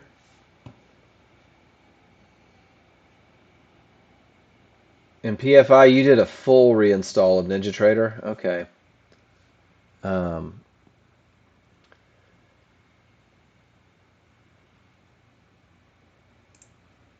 and then PFI, what I was saying, let's do this again. Let's save it so that we can blow it up and look at it.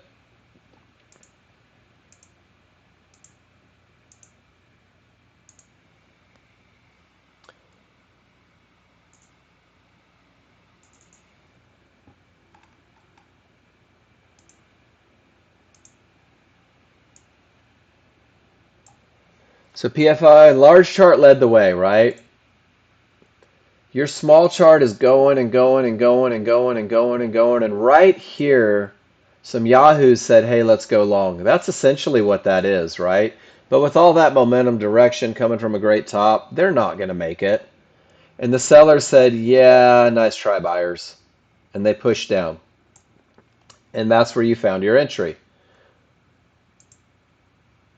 The top of this bar represents the highest point that the buyers could fight, right?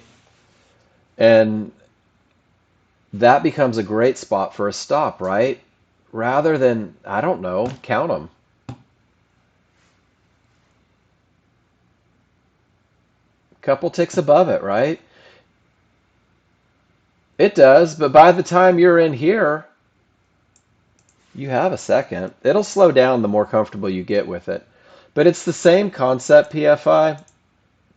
Let's talk about stop placements.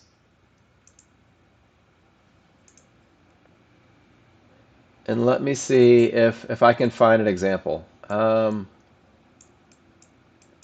with more than one. Here we go. So we'll use this. And this is the idea for those high probability trend trades when we're using stop placement. So let's say that we all get short right here at the top, right? And our stop is 2 ticks above that reversal bar because it provided an up and a down. The buyers tried and failed, and it started to go in the direction of our trade. Does that make sense? So that's where we put our stop. And if we're holding this one and the market comes down and comes up and creates a pivot, that was the buyers trying again and the sellers winning. So now you can, so on high probability trend trades, we're using these pivots. They're just bigger, right? Because it's an actual pullback to resistance inside of favorable large triggers. If you were holding for bigger moves, or if you were just entering the market, this is your stop placement. So what you have, PFI, is just a smaller scale of that. It's a 1 bar version. Does that make sense? Like when you compare the two, it's the same concept. It's just you have a smaller 1 bar version of it, right? The market did everything you needed to get the fight to create the entry. Everything you needed to give the fight to create the entry. Protect yourself behind the top of the fight or the bottom of the fight, go in the other direction.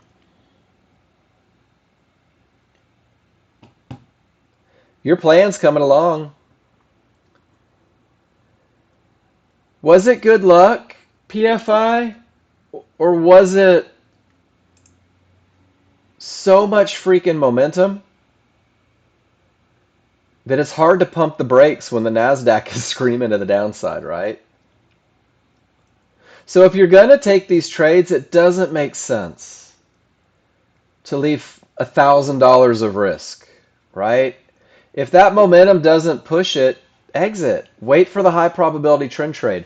And I think this is one of the challenges that a lot of momentum traders do is they forget that there's still high probability trend trades, right? So if you jump in on the momentum over here, PFI, and then you get this retracement, exit with the loss of momentum because it's a momentum trade, and then re-enter with the high probability trend trade. Bobby got in at the bottom of this bar and took it all the way up to the fibs. Does that make sense? When the momentum dies, you exit, and that sets you up for the high probability trend trade. There wasn't one until the bottom down here. He exited long before the loss of momentum, David. Momentum in, momentum out. It's a great concept, and it's fun watching your plan come together. You're doing a great job on it. And then Snorri, you're adding the momentum trades. Here you tried momentum without. Oh, Snorri. Finally, you're human. And I noticed that you didn't show me this one. Hey, good morning, Gauss. Um, so Snorri, you can't have a momentum trade if you don't have momentum, right? But if you do have momentum, the momentum trade is more likely to work. Does that make sense, Snorri? Very common mistake as people begin to start these momentum trades is they confuse a clear path with momentum. And I like this because what you did here is you let price begin to break these one-to-ones and then pull back. And then you got in on the right side of the problem with the momentum. And then with the loss of momentum, you exited. So great job on this one. Snorri, I got to get you just a little bit. Don't hide these from me, right? Let's talk about these. Not that you were doing it intentionally, but guys, I do look backwards on your charts. And I know that I know when you haven't posted your losers. It's more fun to post winners, but this is where the lesson is. Because the lesson, I know you're not, but the lesson is that you can't have momentum trades without momentum.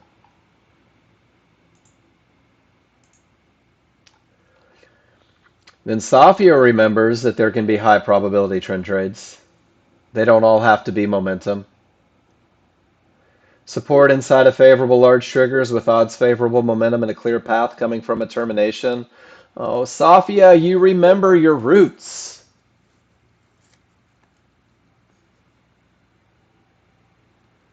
Remember when you were one of us and not this super goddess momentum trader? Nice trade, Safia.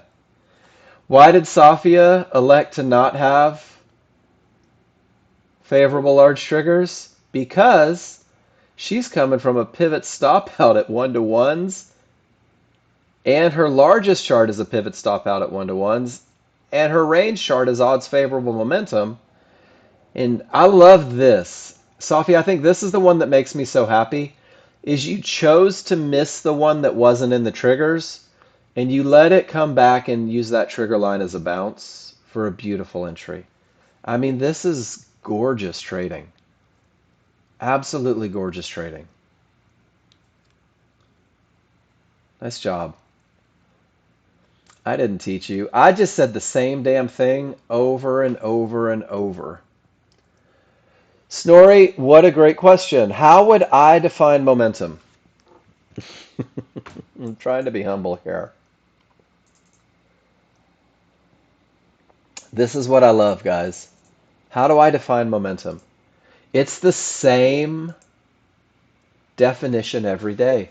Snorri, the only way I will define momentum, the only way that I will say that we have odds favorable momentum is from separation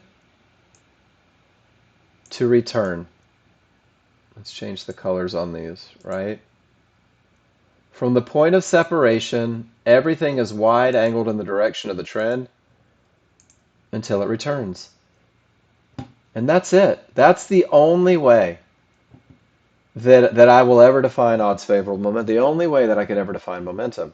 But the momentum trade, Snorri, I don't teach a momentum trade. I really don't. Because there's too many variables. There's like 3 or 4 different styles of momentum trades. So let me show you the one that I have the most faith in.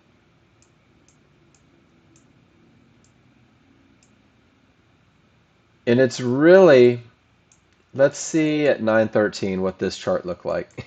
But if I did.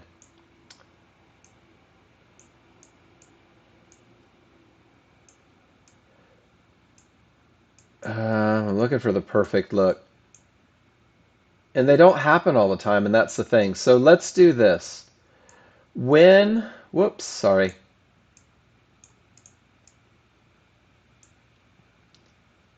Don't even worry about the large chart. Congratulations, Gawis. Now stick to the plan. Stick to the plan.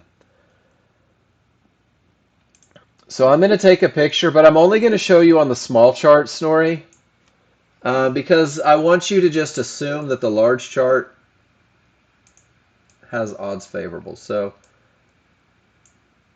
this is the look on my large chart, right? The absolute best of the best. Here is your best momentum entry. Everything is screaming up.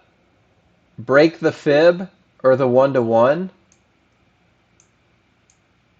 Buy the snap back to it and hold it until there's a loss of momentum. Snorri, that's the best, in my opinion. This is the one where everything is screaming in the direction of the trade. This one relies on momentum on both charts. This one insists on the clear path. If I had to take one momentum style trade, this is the one. Because that's the one that has the clear path, that relies on momentum on both charts. That's the one that really sets you up.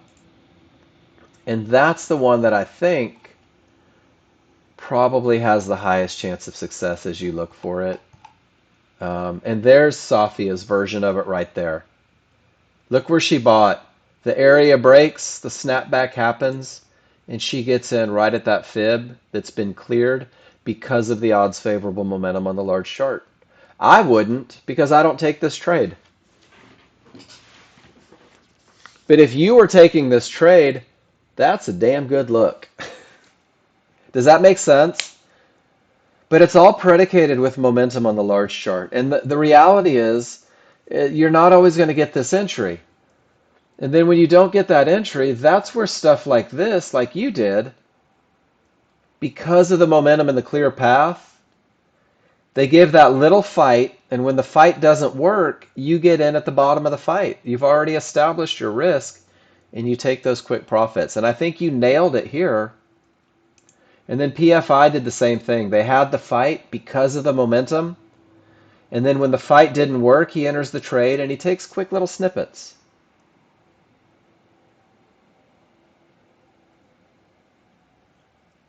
But you don't know where the up bar is going to stop in something like this. Does that make sense? You don't know if it's going to be one up bar or six up bars.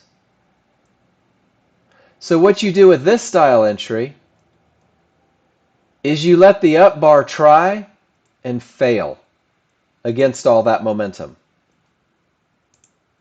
You let the up bar try and fail. You let the down bar try and fail. Yeah, so the reversal bar after the fib. I love it. It's just another way to trade the market, right? It's another way to take your chart reading and turn it into advantages. Right now, there's no advantages. Guys, you're caught in a range. Support to resistance, support, resistance, support, resistance. Crude oil says sit on your hands and do nothing. S&P says odds favorable momentum in a clear path. But you do have three divergences. But do you see how on this one, if you didn't wait for the fib to break, you got the bounce and you stopped out. Here is the one that closes on the correct side, and there's your loss of momentum. It's pretty much virtually no trade. But there's always ways to get into the market, guys, but you have to gauge it back to advantages each and every time. I want you to think to yourself, so if I look at the chart now, what do you guys see? Do you see what I see? I see a downtrend. Nope, that's just, oh, you're talking to Gawa, sorry. I see a downtrend, and I see momentum, and I see a clear path. Does anybody see anything differently than I do? Large chart says look for an entry, right? Is everybody comfortable with that? Downtrend, odds favorable, nothing in the way. Rules 1 and 2 are met without question. Does anyone else see three divergences in the same price range? What does that mean on a small chart? It means that the market may push up. Then here's the challenge, guys. Is it going to push up to here? Is it going to push up to here? Is it going to push up to here? Or here? Or even here? Does anyone know for sure?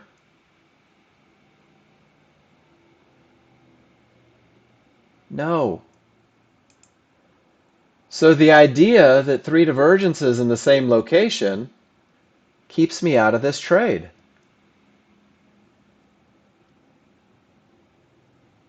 Isn't that amazing? And it still may go down, but then we can use PFI's entry, right? Let these small triggers roll to say, hey, look, the momentum is waning, and let's see if I can take a little snap back to those small triggers right at an area and take a continuation style entry. I don't have to wait. I can let the momentum change. And guys, this doesn't guarantee a winner, but at least gives you a more conservative entry.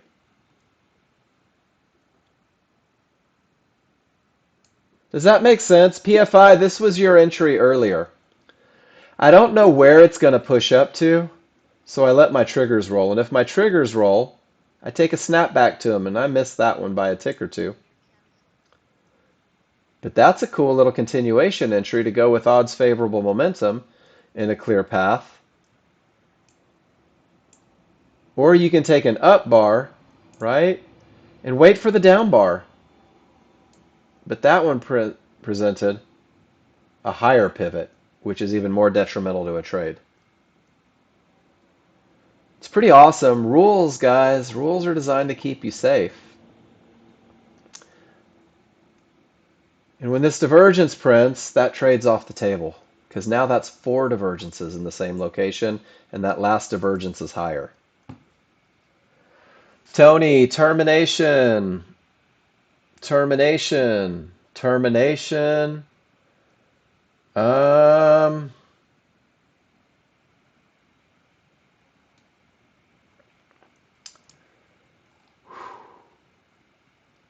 It's working, Chef. Awesome. PFI, thanks for the love on that, man. Tony, what got you in there?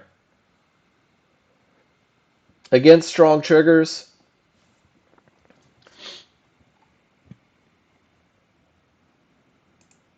I love that you got paid. Don't get me wrong.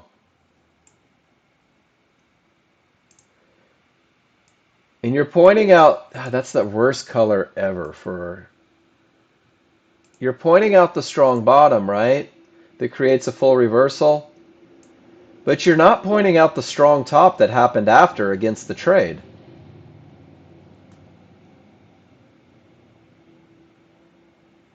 So this strong bottom got us to this point here.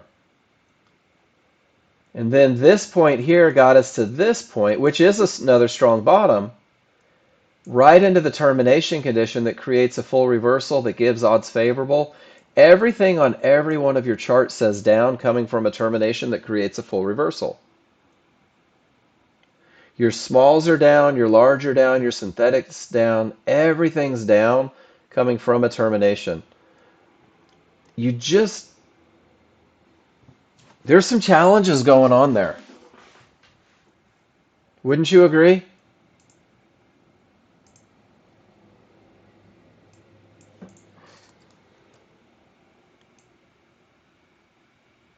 And it pushed all the way down, didn't it? All the way down to 65. So where was your conservative entry? Same style, right? But let the triggers roll. Get to the right side of things. Just a little patience piece goes a long way. That was one of my biggest challenges because I was trying to catch these trades, Tony, and I was like, I got to be first. I want to be in at the bottom. If I'm in at the bottom, I look cool as all get out. Just that little letting things hold, especially when the market has defined a range the way it has. So now we're into these one-to-ones and no triggers have broken through. How many of you guys are bored and are looking to take this long trade? And it may work. This may be the one that works. So just that little patience piece, I think, goes a long way. And then Gallus using TradeStation, you said. Nice. Only one drawdown day, Gallus? That's it? Only one day where you didn't make money?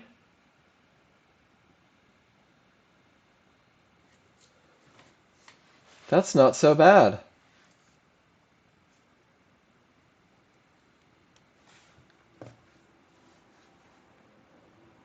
And Gallus, I do believe that Nexgen works in TradeStation. You'd want to talk to John about it. That's amazing. Great job. Now we've got that 50-50. Everything is up. Now we're getting into that a little more higher probability here it goes scenario, right, guys?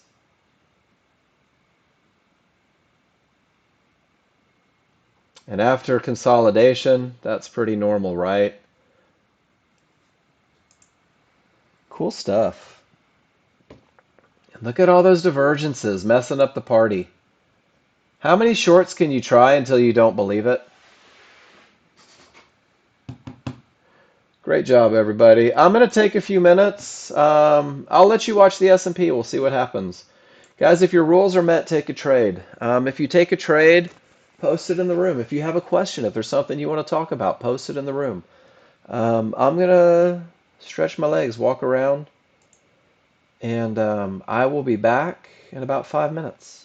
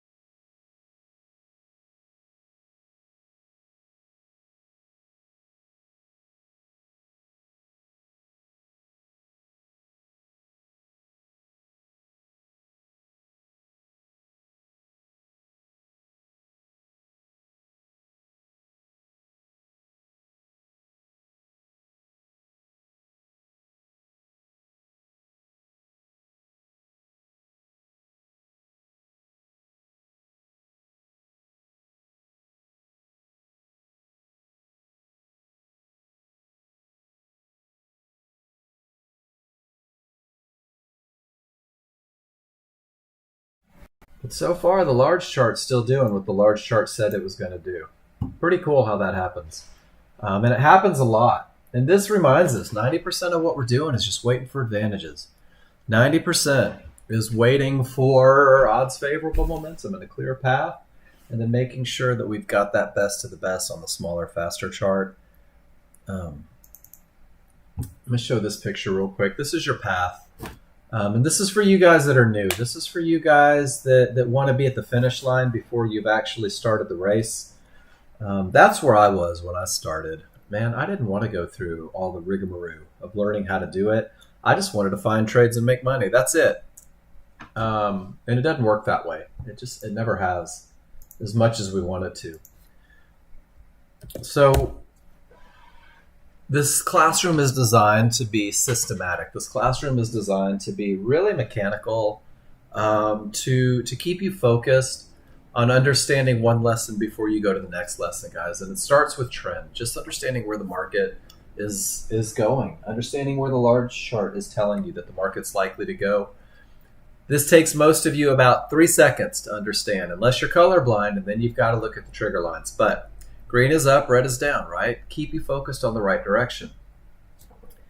And then you start looking for momentum. This is the second lesson. This is the first rule. And the momentum is what typically pushes that market in the direction of the trend. And you're seeing that from PFI's trades. You're seeing that from Safia's trades. You'll see that from Ron C's trades in here. That having all of that momentum creates such an advantage that there's opportunity. And then making sure that the path is clear. Once again, when you understand the advantage of momentum, when your chart reading gets to the point to where you can recognize that in the moment, and then you can also recognize that clear path, making sure that there's nothing in the way to potentially create a bounce. Guys, that's 2 huge advantages on the large chart. And that's really what I find sets up these trades outside of the high probability trend trade. No, you're okay. Gawis, Apex is doing $16 for the $50,000, 90% off right now, guys, in Apex. If you want to test your plan, that's the way to do it. Don't do it with your money. Test it on Apex. See if you can pass their test. Trade their money. And then once you get that clear path, you're just going to find the entry that suits your needs, guys. You're going to find the entry that gives you warm, fuzzy feelings every time you take it. That's not breaking the rules at all, Gawis.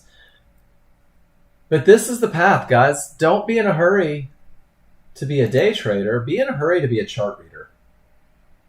Be in a hurry to get to where you can recognize advantages in a moment, that you understand termination conditions, because there it is again. How many times will you trade into that before you stop? Guys, my answer was about 786, I think. I would trade into termination conditions over and over and over.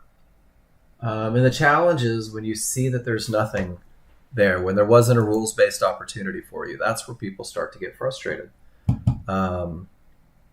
Mark is always right. That's rule number 1. Not really. Mark is wrong a lot, guys. But when it comes to chart reading, I'm usually pretty spot on.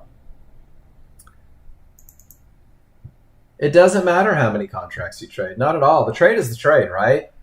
A high probability trend trade is still a high probability trend trade, whether it's 1 or whether it's 100 contracts. It's not the money. It's the process. Right now, Safia is going to put her hands over her ears.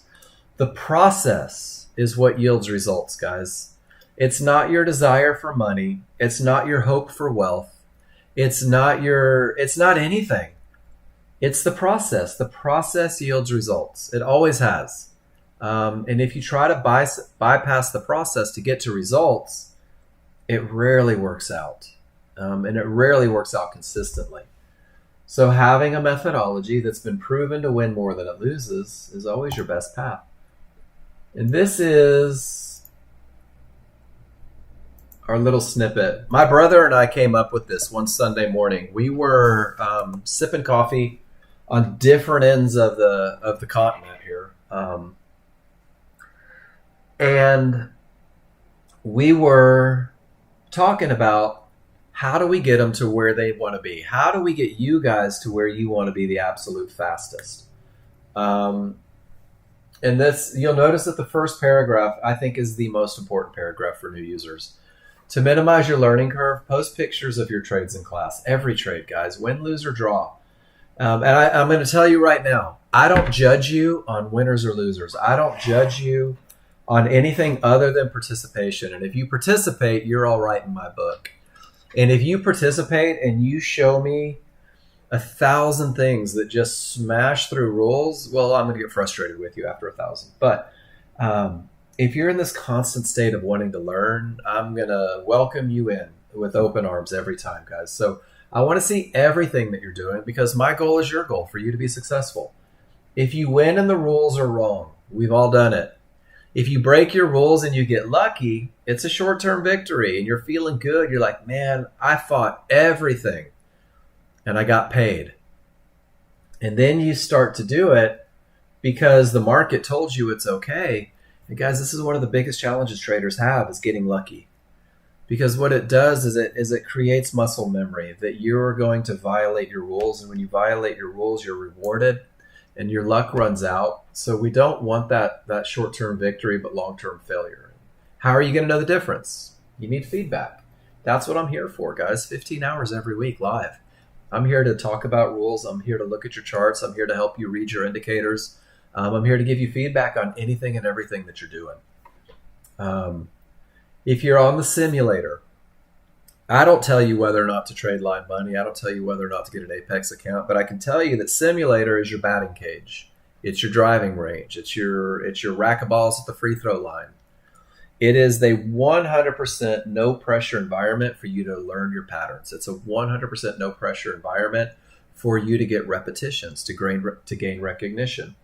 And if you're on the simulator, you participate in class, guys, you can't lose money. You can't. The demo is free.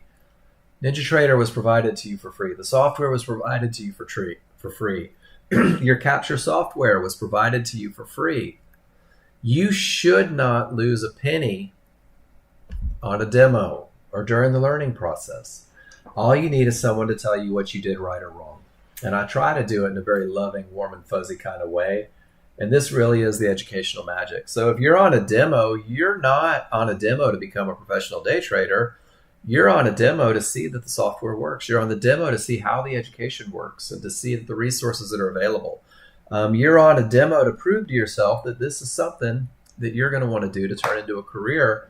And that's really going to be the key to getting you to where you want to be. Terminations for the win, guys. From resistance to support to resistance, weak triggers. Doesn't this look, this is my patterns repeat themselves look. You ready? Oops, wrong one. Doesn't that look familiar, everybody? From resistance to support to weak triggers at resistance. The market does the same damn thing every day. The market goes up and down. The market has momentum. The market has weak triggers. The market has entries. The market has terminations, right? The same thing happens every day. The idea is that you learn the looks so that you can identify them in the moment so you can take advantage of them when they present themselves.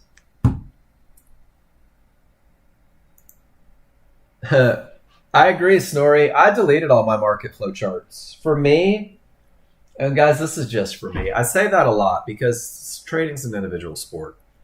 For me, the more decisions that I have to make, the less likely I am to make good decisions. Does that make sense?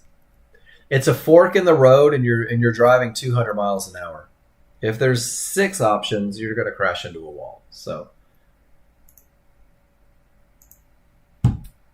PFI. What kind of trade is this one? Oh, this is a screw the pooch trade. That's boredom, right? It's not the same as the other.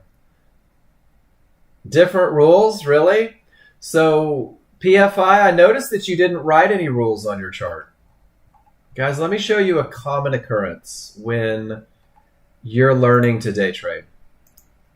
So PFI, Look at how proud you are of this rule, of this trade that fits the rules, that has momentum, that has everything in its favor. Look at how thorough you were telling me why you did what you did.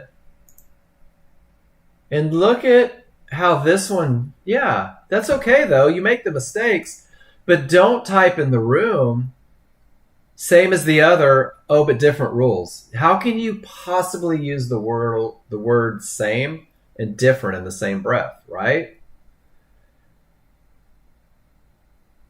This is asinine. You don't have momentum. You don't have a clear path.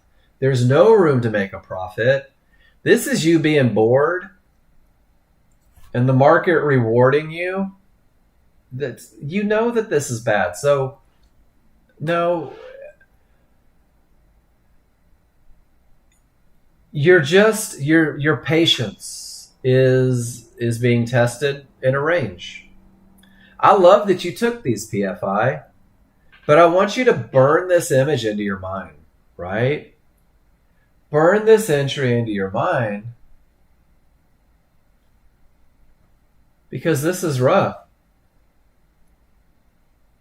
And the third one wiped out almost everything. Fighting triggers, right? Coming off of a good top. It's all opinions, and you got rewarded for a couple of them. And it's okay. Hoping. Oh, there's the word. There's the word. Hoping. But PFI, you're better than this, aren't you? You know what pays the bills. This is boredom. This is the hardest part of trading. I will never knock you down for taking a trade when you're bored. I will never talk trash about you. No, it wasn't stupid. It was boredom. Guys, you don't ever get to talk down about yourself in this room. If I talk down about you, jump in. But what you did, PFI, is you just told yourself that you were stupid, and you're going to start behaving that way because you're a smart guy and you're going to believe it. Does everyone else talk out loud when typing back? Maybe. Maybe not. At least in my head. It's okay to make mistakes, guys. And look, check it out. You're on simulator. That's the time to make mistakes. Because mistakes have us stumbling into great trades, guys. Opinions have us stumbling into amazing trading plans. I guarantee at some point, this was just an opinion. But after 100 pictures, there it goes. So why 10 apexes? If you're still embracing the silly, why not just do one? Pass on one. I get it. Everybody's in a different place financially, right?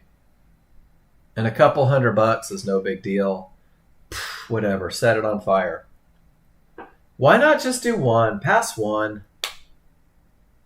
Pass one or fail one. Let the profits from one get you to the next. Just a thought. Not trading advice, just a thought.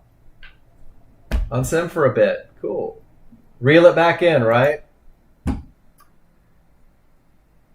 That's cool, PFI. And PFI, I gotta tell you, guys, you're on a great path.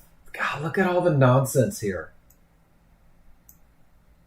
Look at that small chart.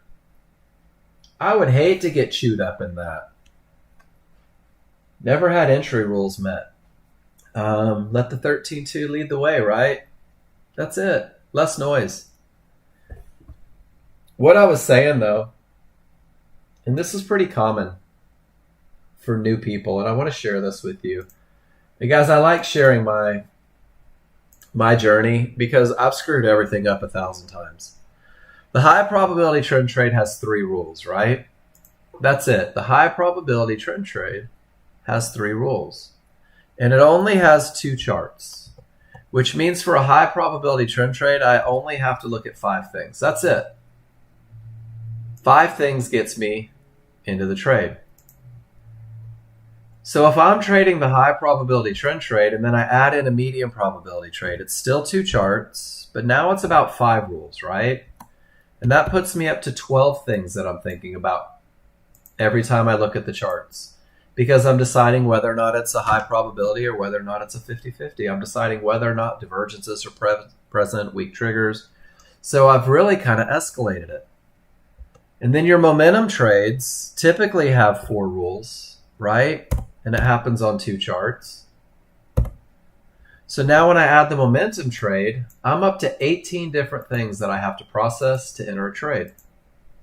I don't know about you guys, but 18 is a pretty big number to process to enter a trade. And then some of you are still saying, well, I'm going to take edge trades. There's another 4 rules on 3 charts. So now I'm at 25 things. And then you incorporate the HVA, which takes 3 charts and 4 rules, and that's another 7. And now I'm trying to process 32 different things, guys. 32 different things in the moment to enter the market. Who's trying to process? I know who you are. Who's trying to process 32 things and still be successful? Who's trying to process 32 things and still be consistent?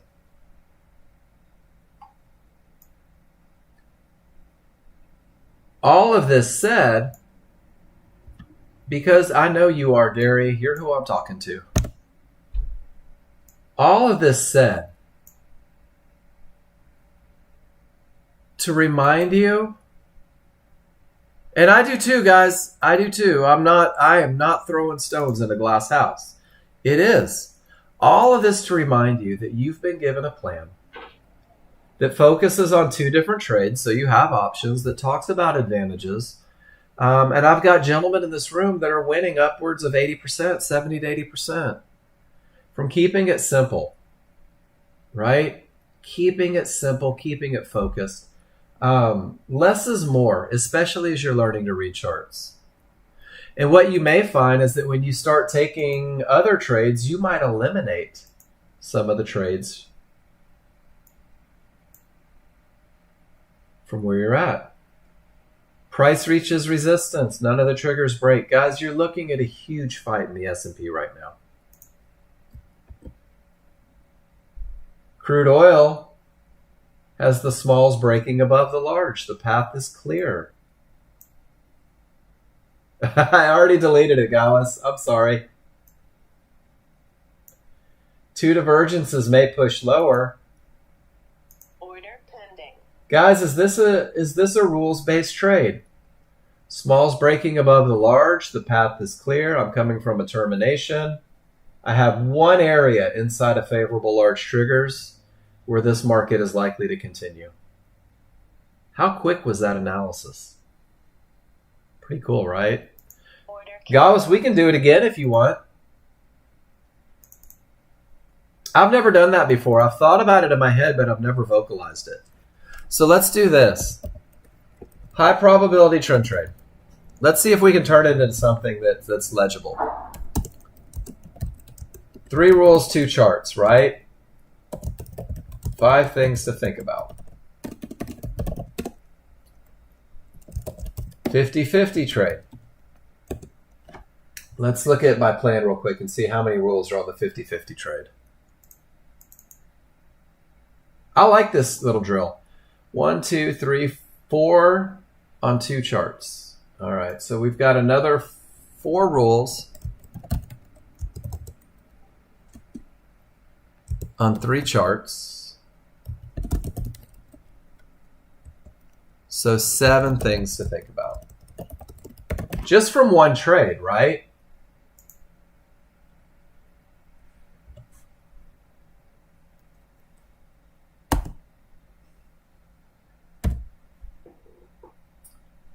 I like this. So both trades are 12 things to think about. That's manageable. Add a momentum trade that takes 2 charts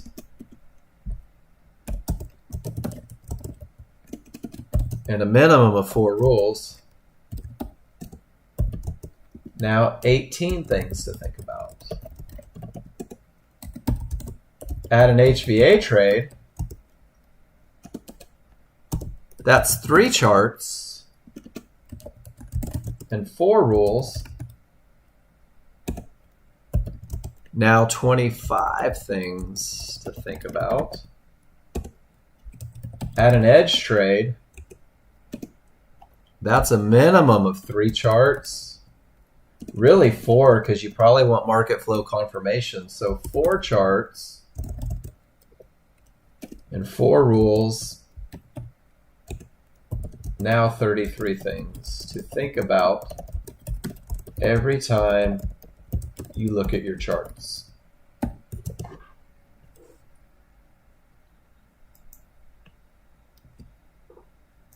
I kind of like this. 5 things to think about.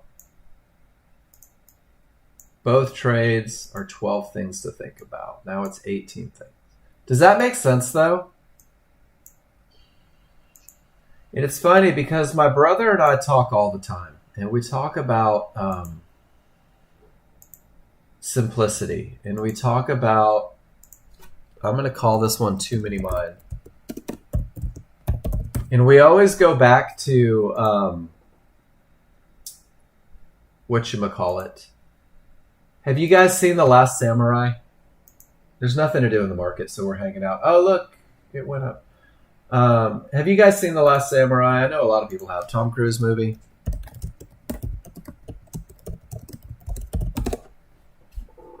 This is my absolute favorite. Too many mind, right? Mind the sword, mind the people watch, mind the enemy. Too many mind, no mind. So this kind of the idea for trading, guys, is keep it simple. Keep it focused. Let everything you do revolve around advantages. And you don't need more trades. You need the better trades. You need the trades. And then Gawis, there you go. You need the best trades, guys. You need the highest. You need the trades that are going to keep you focused on having advantages. And then here is, who are we doing? Manpreet.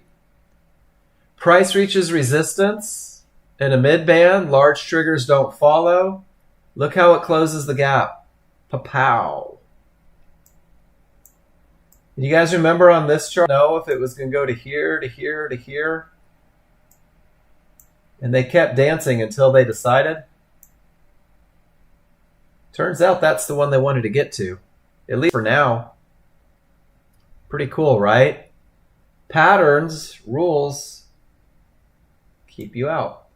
And guys, I don't tell you what to trade. I don't tell you how to trade. I don't tell you how many contracts, how many Apex accounts. I don't even tell you what your rules should be. But the one thing that I do every day, I almost said doo-doo, and that would have been funny. The one thing I do every day is I offer you the ability, for everybody breaking up. Hold on one second, guys.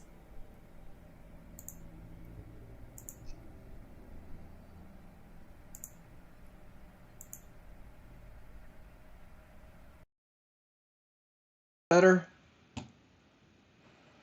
My iPod's disconnected. Absolutely. So guys, the one thing that I do every day, or the couple things that I do every day, and this is for you guys that are brand new. Welcome to Nexgen. More than anything, welcome to Nexgen.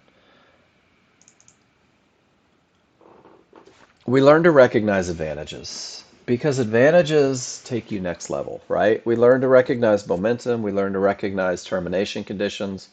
You're given the recipe for the best of the best entry to create manageable trades. I'm going to provide you the optimal chance of success with the high probability trend trade, with that medium probability 50-50 trade, guys. I'm going to give you this plan.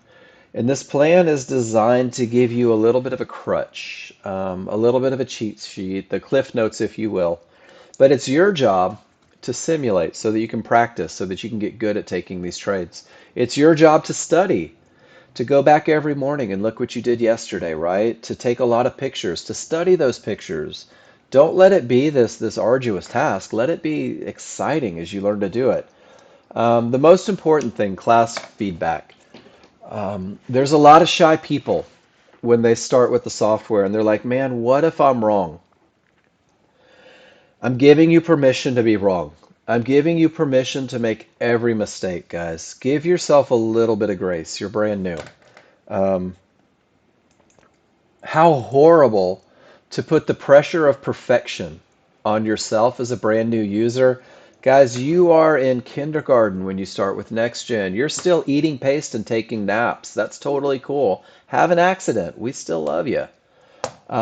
Give yourself permission to make mistakes and seek feedback. And then just keep practicing. Run your reps. Go to the batting cages. Keep swinging that bat until it becomes easy to make connection, right?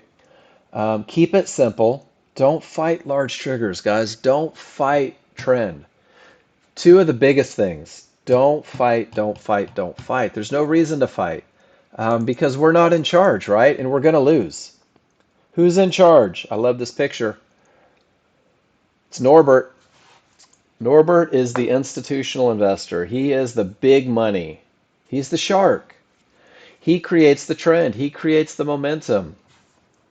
Guys, we're remoras. That's what we do.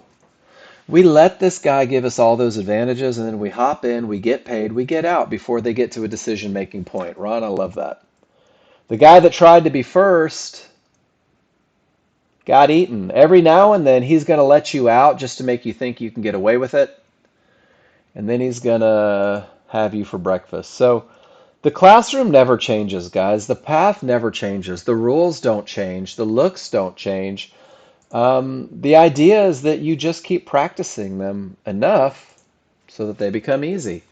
And everybody's on a different path, right? What becomes easy for one person in a week may take someone else a month, and that's okay. There's people that spend a year with the software, and because they do that too many mind thing, they don't get to where they want to be, right? They're not reaching their goals. And the whole idea behind the KISS plan was that a gentleman called me once, and he's like, I need a private session with Mark. And I said, let's do it. And guys, I don't like private sessions. I do private sessions every day for 15 hours, or every week for 15 hours, and you participate in class. What I found is that when people ask me for private sessions, they show up without pictures, they show up without study, they show up without a plan, and they just want me to repeat what I say in class to them privately. That's just a waste of everybody's time. Um, get the repetition, get in there, and spend your first 20 days, guys. Don't focus on winning, right? Focus on the execution. Focus on the idea that you're going to get into the market at the right spot. Um, because when you stop expecting to win every trade, you start winning more trades, without a doubt. Mid-band is a termination condition, and now everything's starting to line up, isn't it? Pretty cool. Pivot from nowhere. Snorri, do you recognize your unfinished business potentially? 5815, sound about right? What do you want to talk about, guys? I'm tapped out. My throat hurts. I'm going to be quiet until you guys ask a question.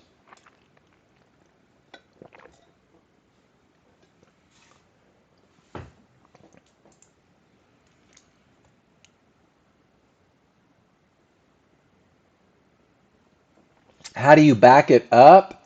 Um, there really is no backup, Ollie. Back it up in what sense? Like your workspaces and everything? Those will all still be there when you bring it back up. Yeah, they'll all still be there. Yeah,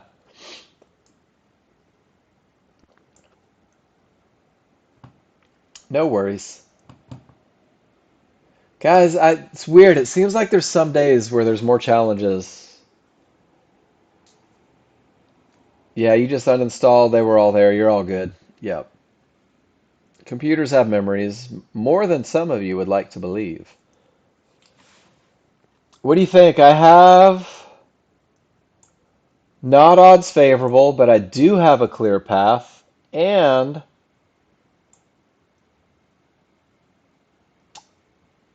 Whew, that was quick, wasn't it?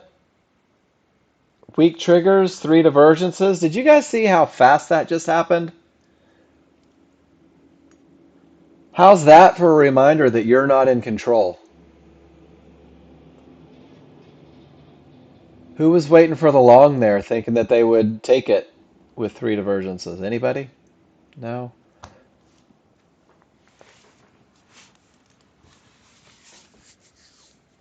Freddie, any questions, man? Welcome to Nexgen, dude. It's great to have you here. Um, it's a lot on day one. It really is. I know that it is.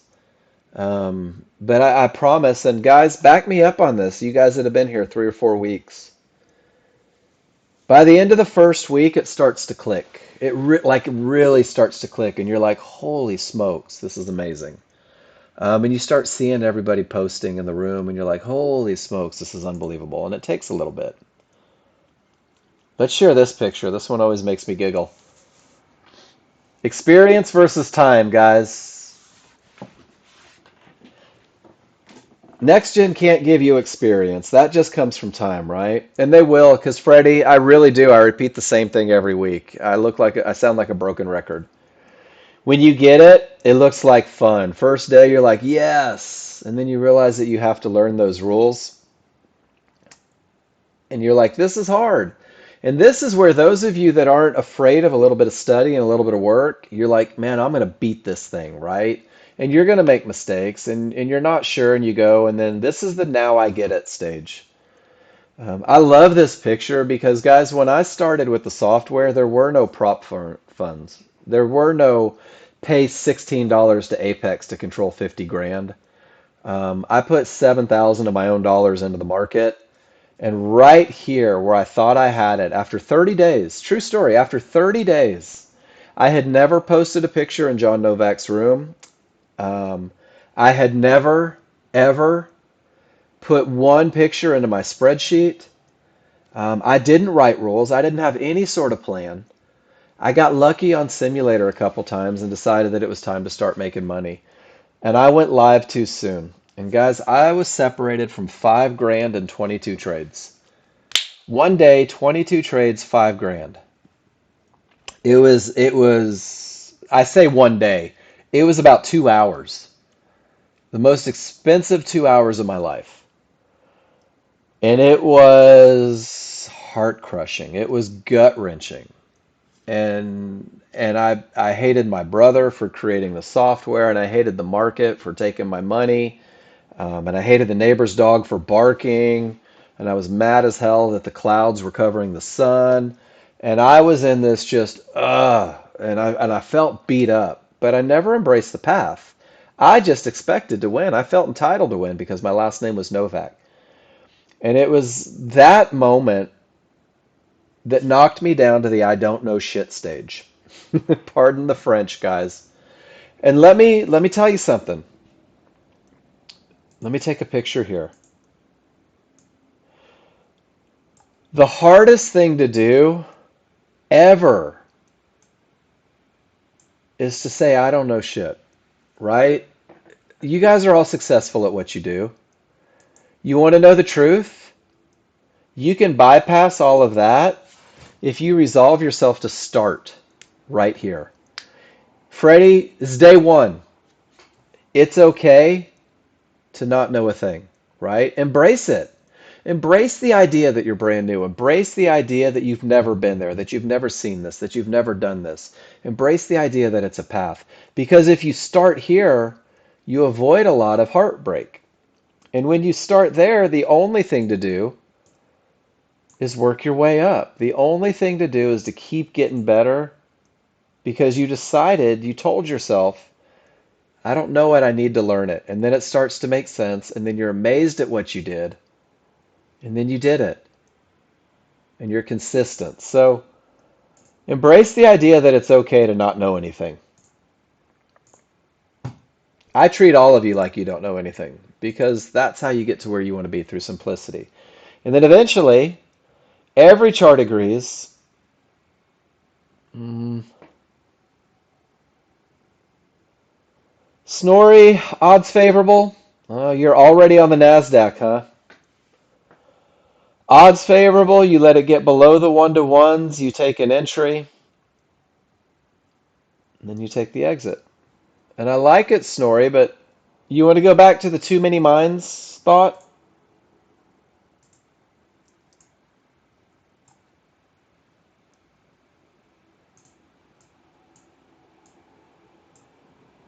You were so concerned with the momentum trade that you forgot to take your trend trades, Snorri. You were so concerned with getting in on the momentum that you didn't take advantage of the trend trades, which is odd because you've been nailing those trend trades. Is that fair? But from here to here is a great trade. From here to here is a great trade. And I don't know if you did that on purpose, but this is a very real instance of too many minds. You're so focused on the one that you forget about the other, right? So, and I don't know if that was intentional. I don't know if you skipped those trend trades on purpose. But a lot of people will do that. They'll be so focused on, I have to take the long, I have to take the long, right? That they forget about the short. Or if the market, it hit resistance, so I'm going to go short right here, and they forget to look for the long. So stay in the moment. And I know that you're studying in story. I really don't have any worries about you because you take a lot of pictures, you ask a lot of questions, and I know that everything you do is very methodical. But not everybody has that gift. I certainly don't have that gift.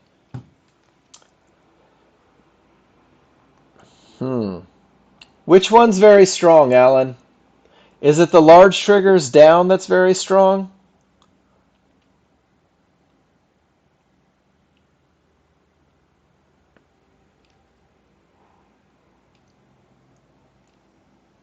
The long downtrend is very strong?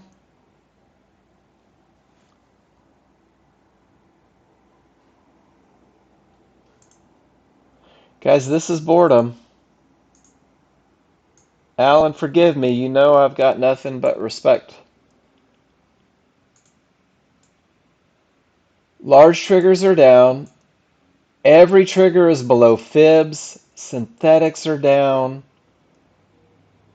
There's no momentum in the market. The smalls aren't even above the large, right?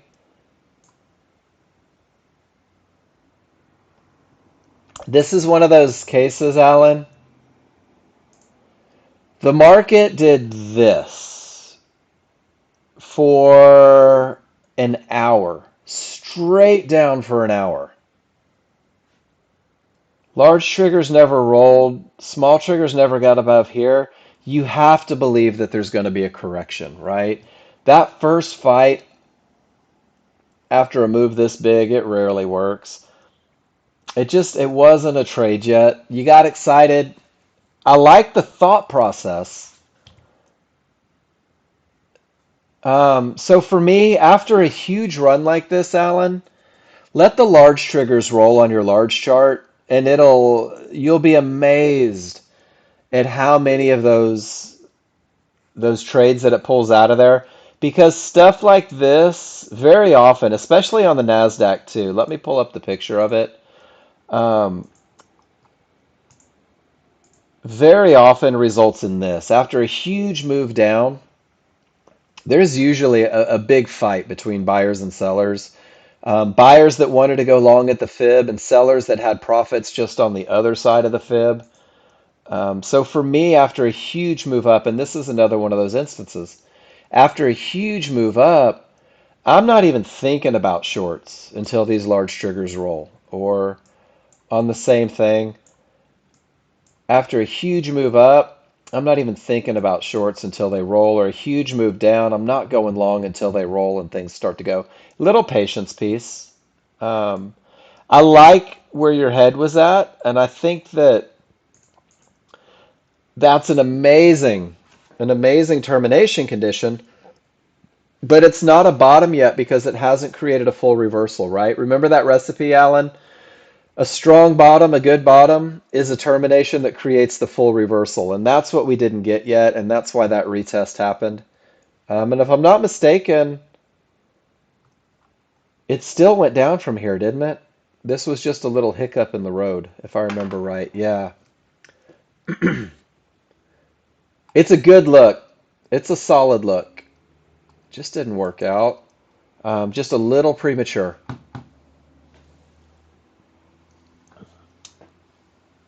And then, Chef, that's your 50-50, right? That is your small triggers through, large triggers aren't. So this area has the potential to break, but it hasn't broken yet.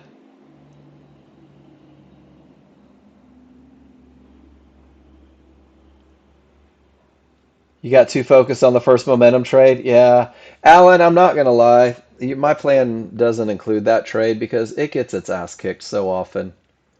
It is probably the most misunderstood trade ever. Um, I don't care for it. I think my brother got real excited about it for a while, but what I realized is through talking to him is that his ability to read charts is 1,000 times better than mine. And he sees stuff like it's like Spidey sense. It's unreal how he catches stuff. And then it's his ability to manage it that really is exceptional. Um, Chef, this is a 50-50 trade. This is an area with the potential to break with all that momentum. But this is also the area that they were looking to get to from that weak bottom all the way to the mid band. That was probably the goal. If you took this short, it fits the rules for a 50-50 trade. Safia, take care. It fits the rules 100% for a 50-50 trade. It's strong triggers. It's an area with the potential to break. It's no divergence. It's a tiny window of opportunity. I would probably be willing to take a point 6 ticks loss on this one. Get in at the mid band at 61.50, and if it goes up to 63, I'm out of the trade. So, Chef, it was a perfect 50-50 trade. It wasn't a high probability trend trade, um, but it was a good look. Then Gary, weak triggers, area inside, just never got filled. Another one of those medium scenarios, right? It has a clear path, it has the perfect entry, but it doesn't have momentum. So you've given up one of the advantages to take that medium probability. And Chef, yours was the same. You gave up the clear path, but you did have the momentum and you did have the perfect low risk entry. Does that make sense? And if I go to that KISS plan, bum, bum, bum, bum. If I go to that KISS plan, dude, that was perfect. That had every box checked, right? But it just doesn't look like it worked.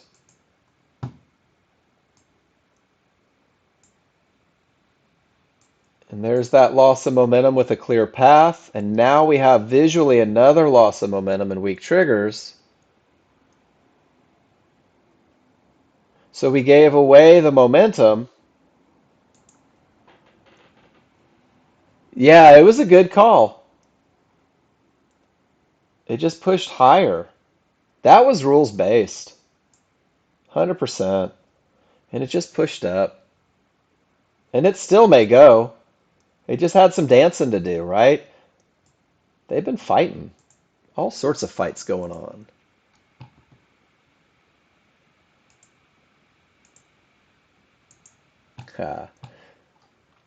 I had one of my salesmen tell me that he had two people qualify for accounts today on Apex. Something must be working, was his phrase.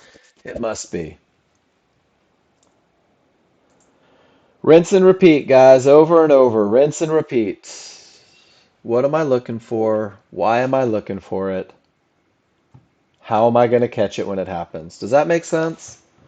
The only thing I can't give you is experience, guys. You have access to the greatest software in the world. A lot of you have bought it. Some of you are leasing it.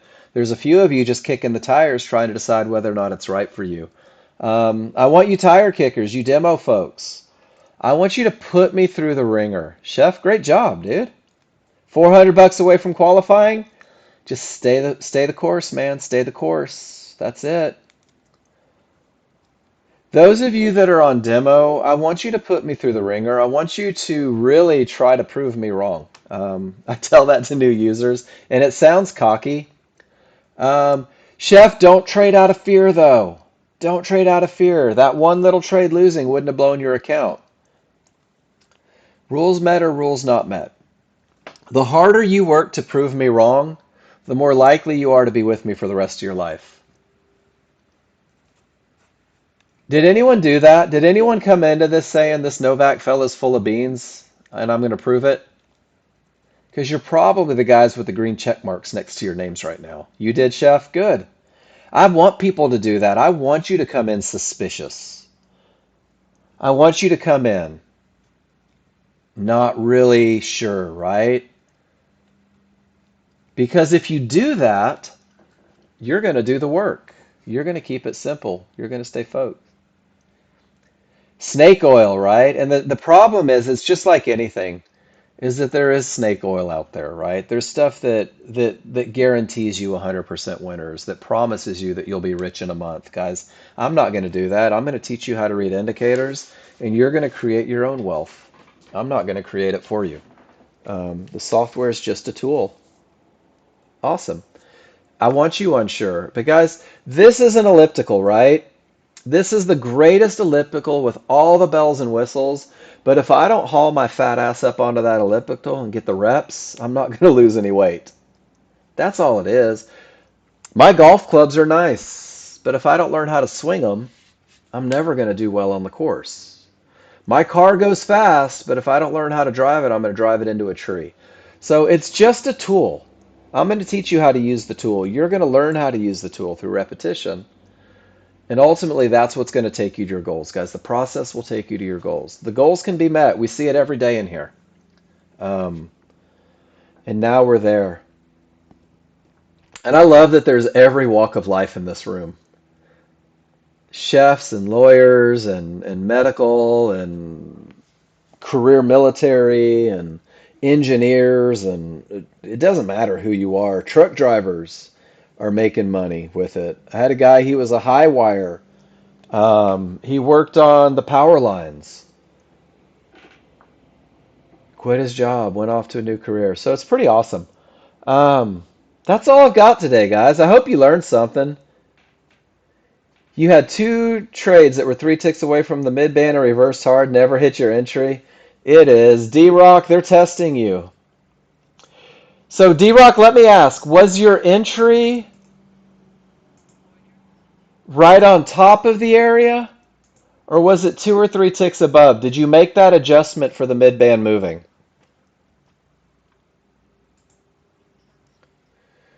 A couple ticks above. Yeah, I've missed trades before because your mid band will come up, right? And I've literally had like an order right here, a couple ticks above, or we'll say it's like right here, a couple ticks above, and then I forget to move it, and it does that, and I'm like, oh, son of a gun.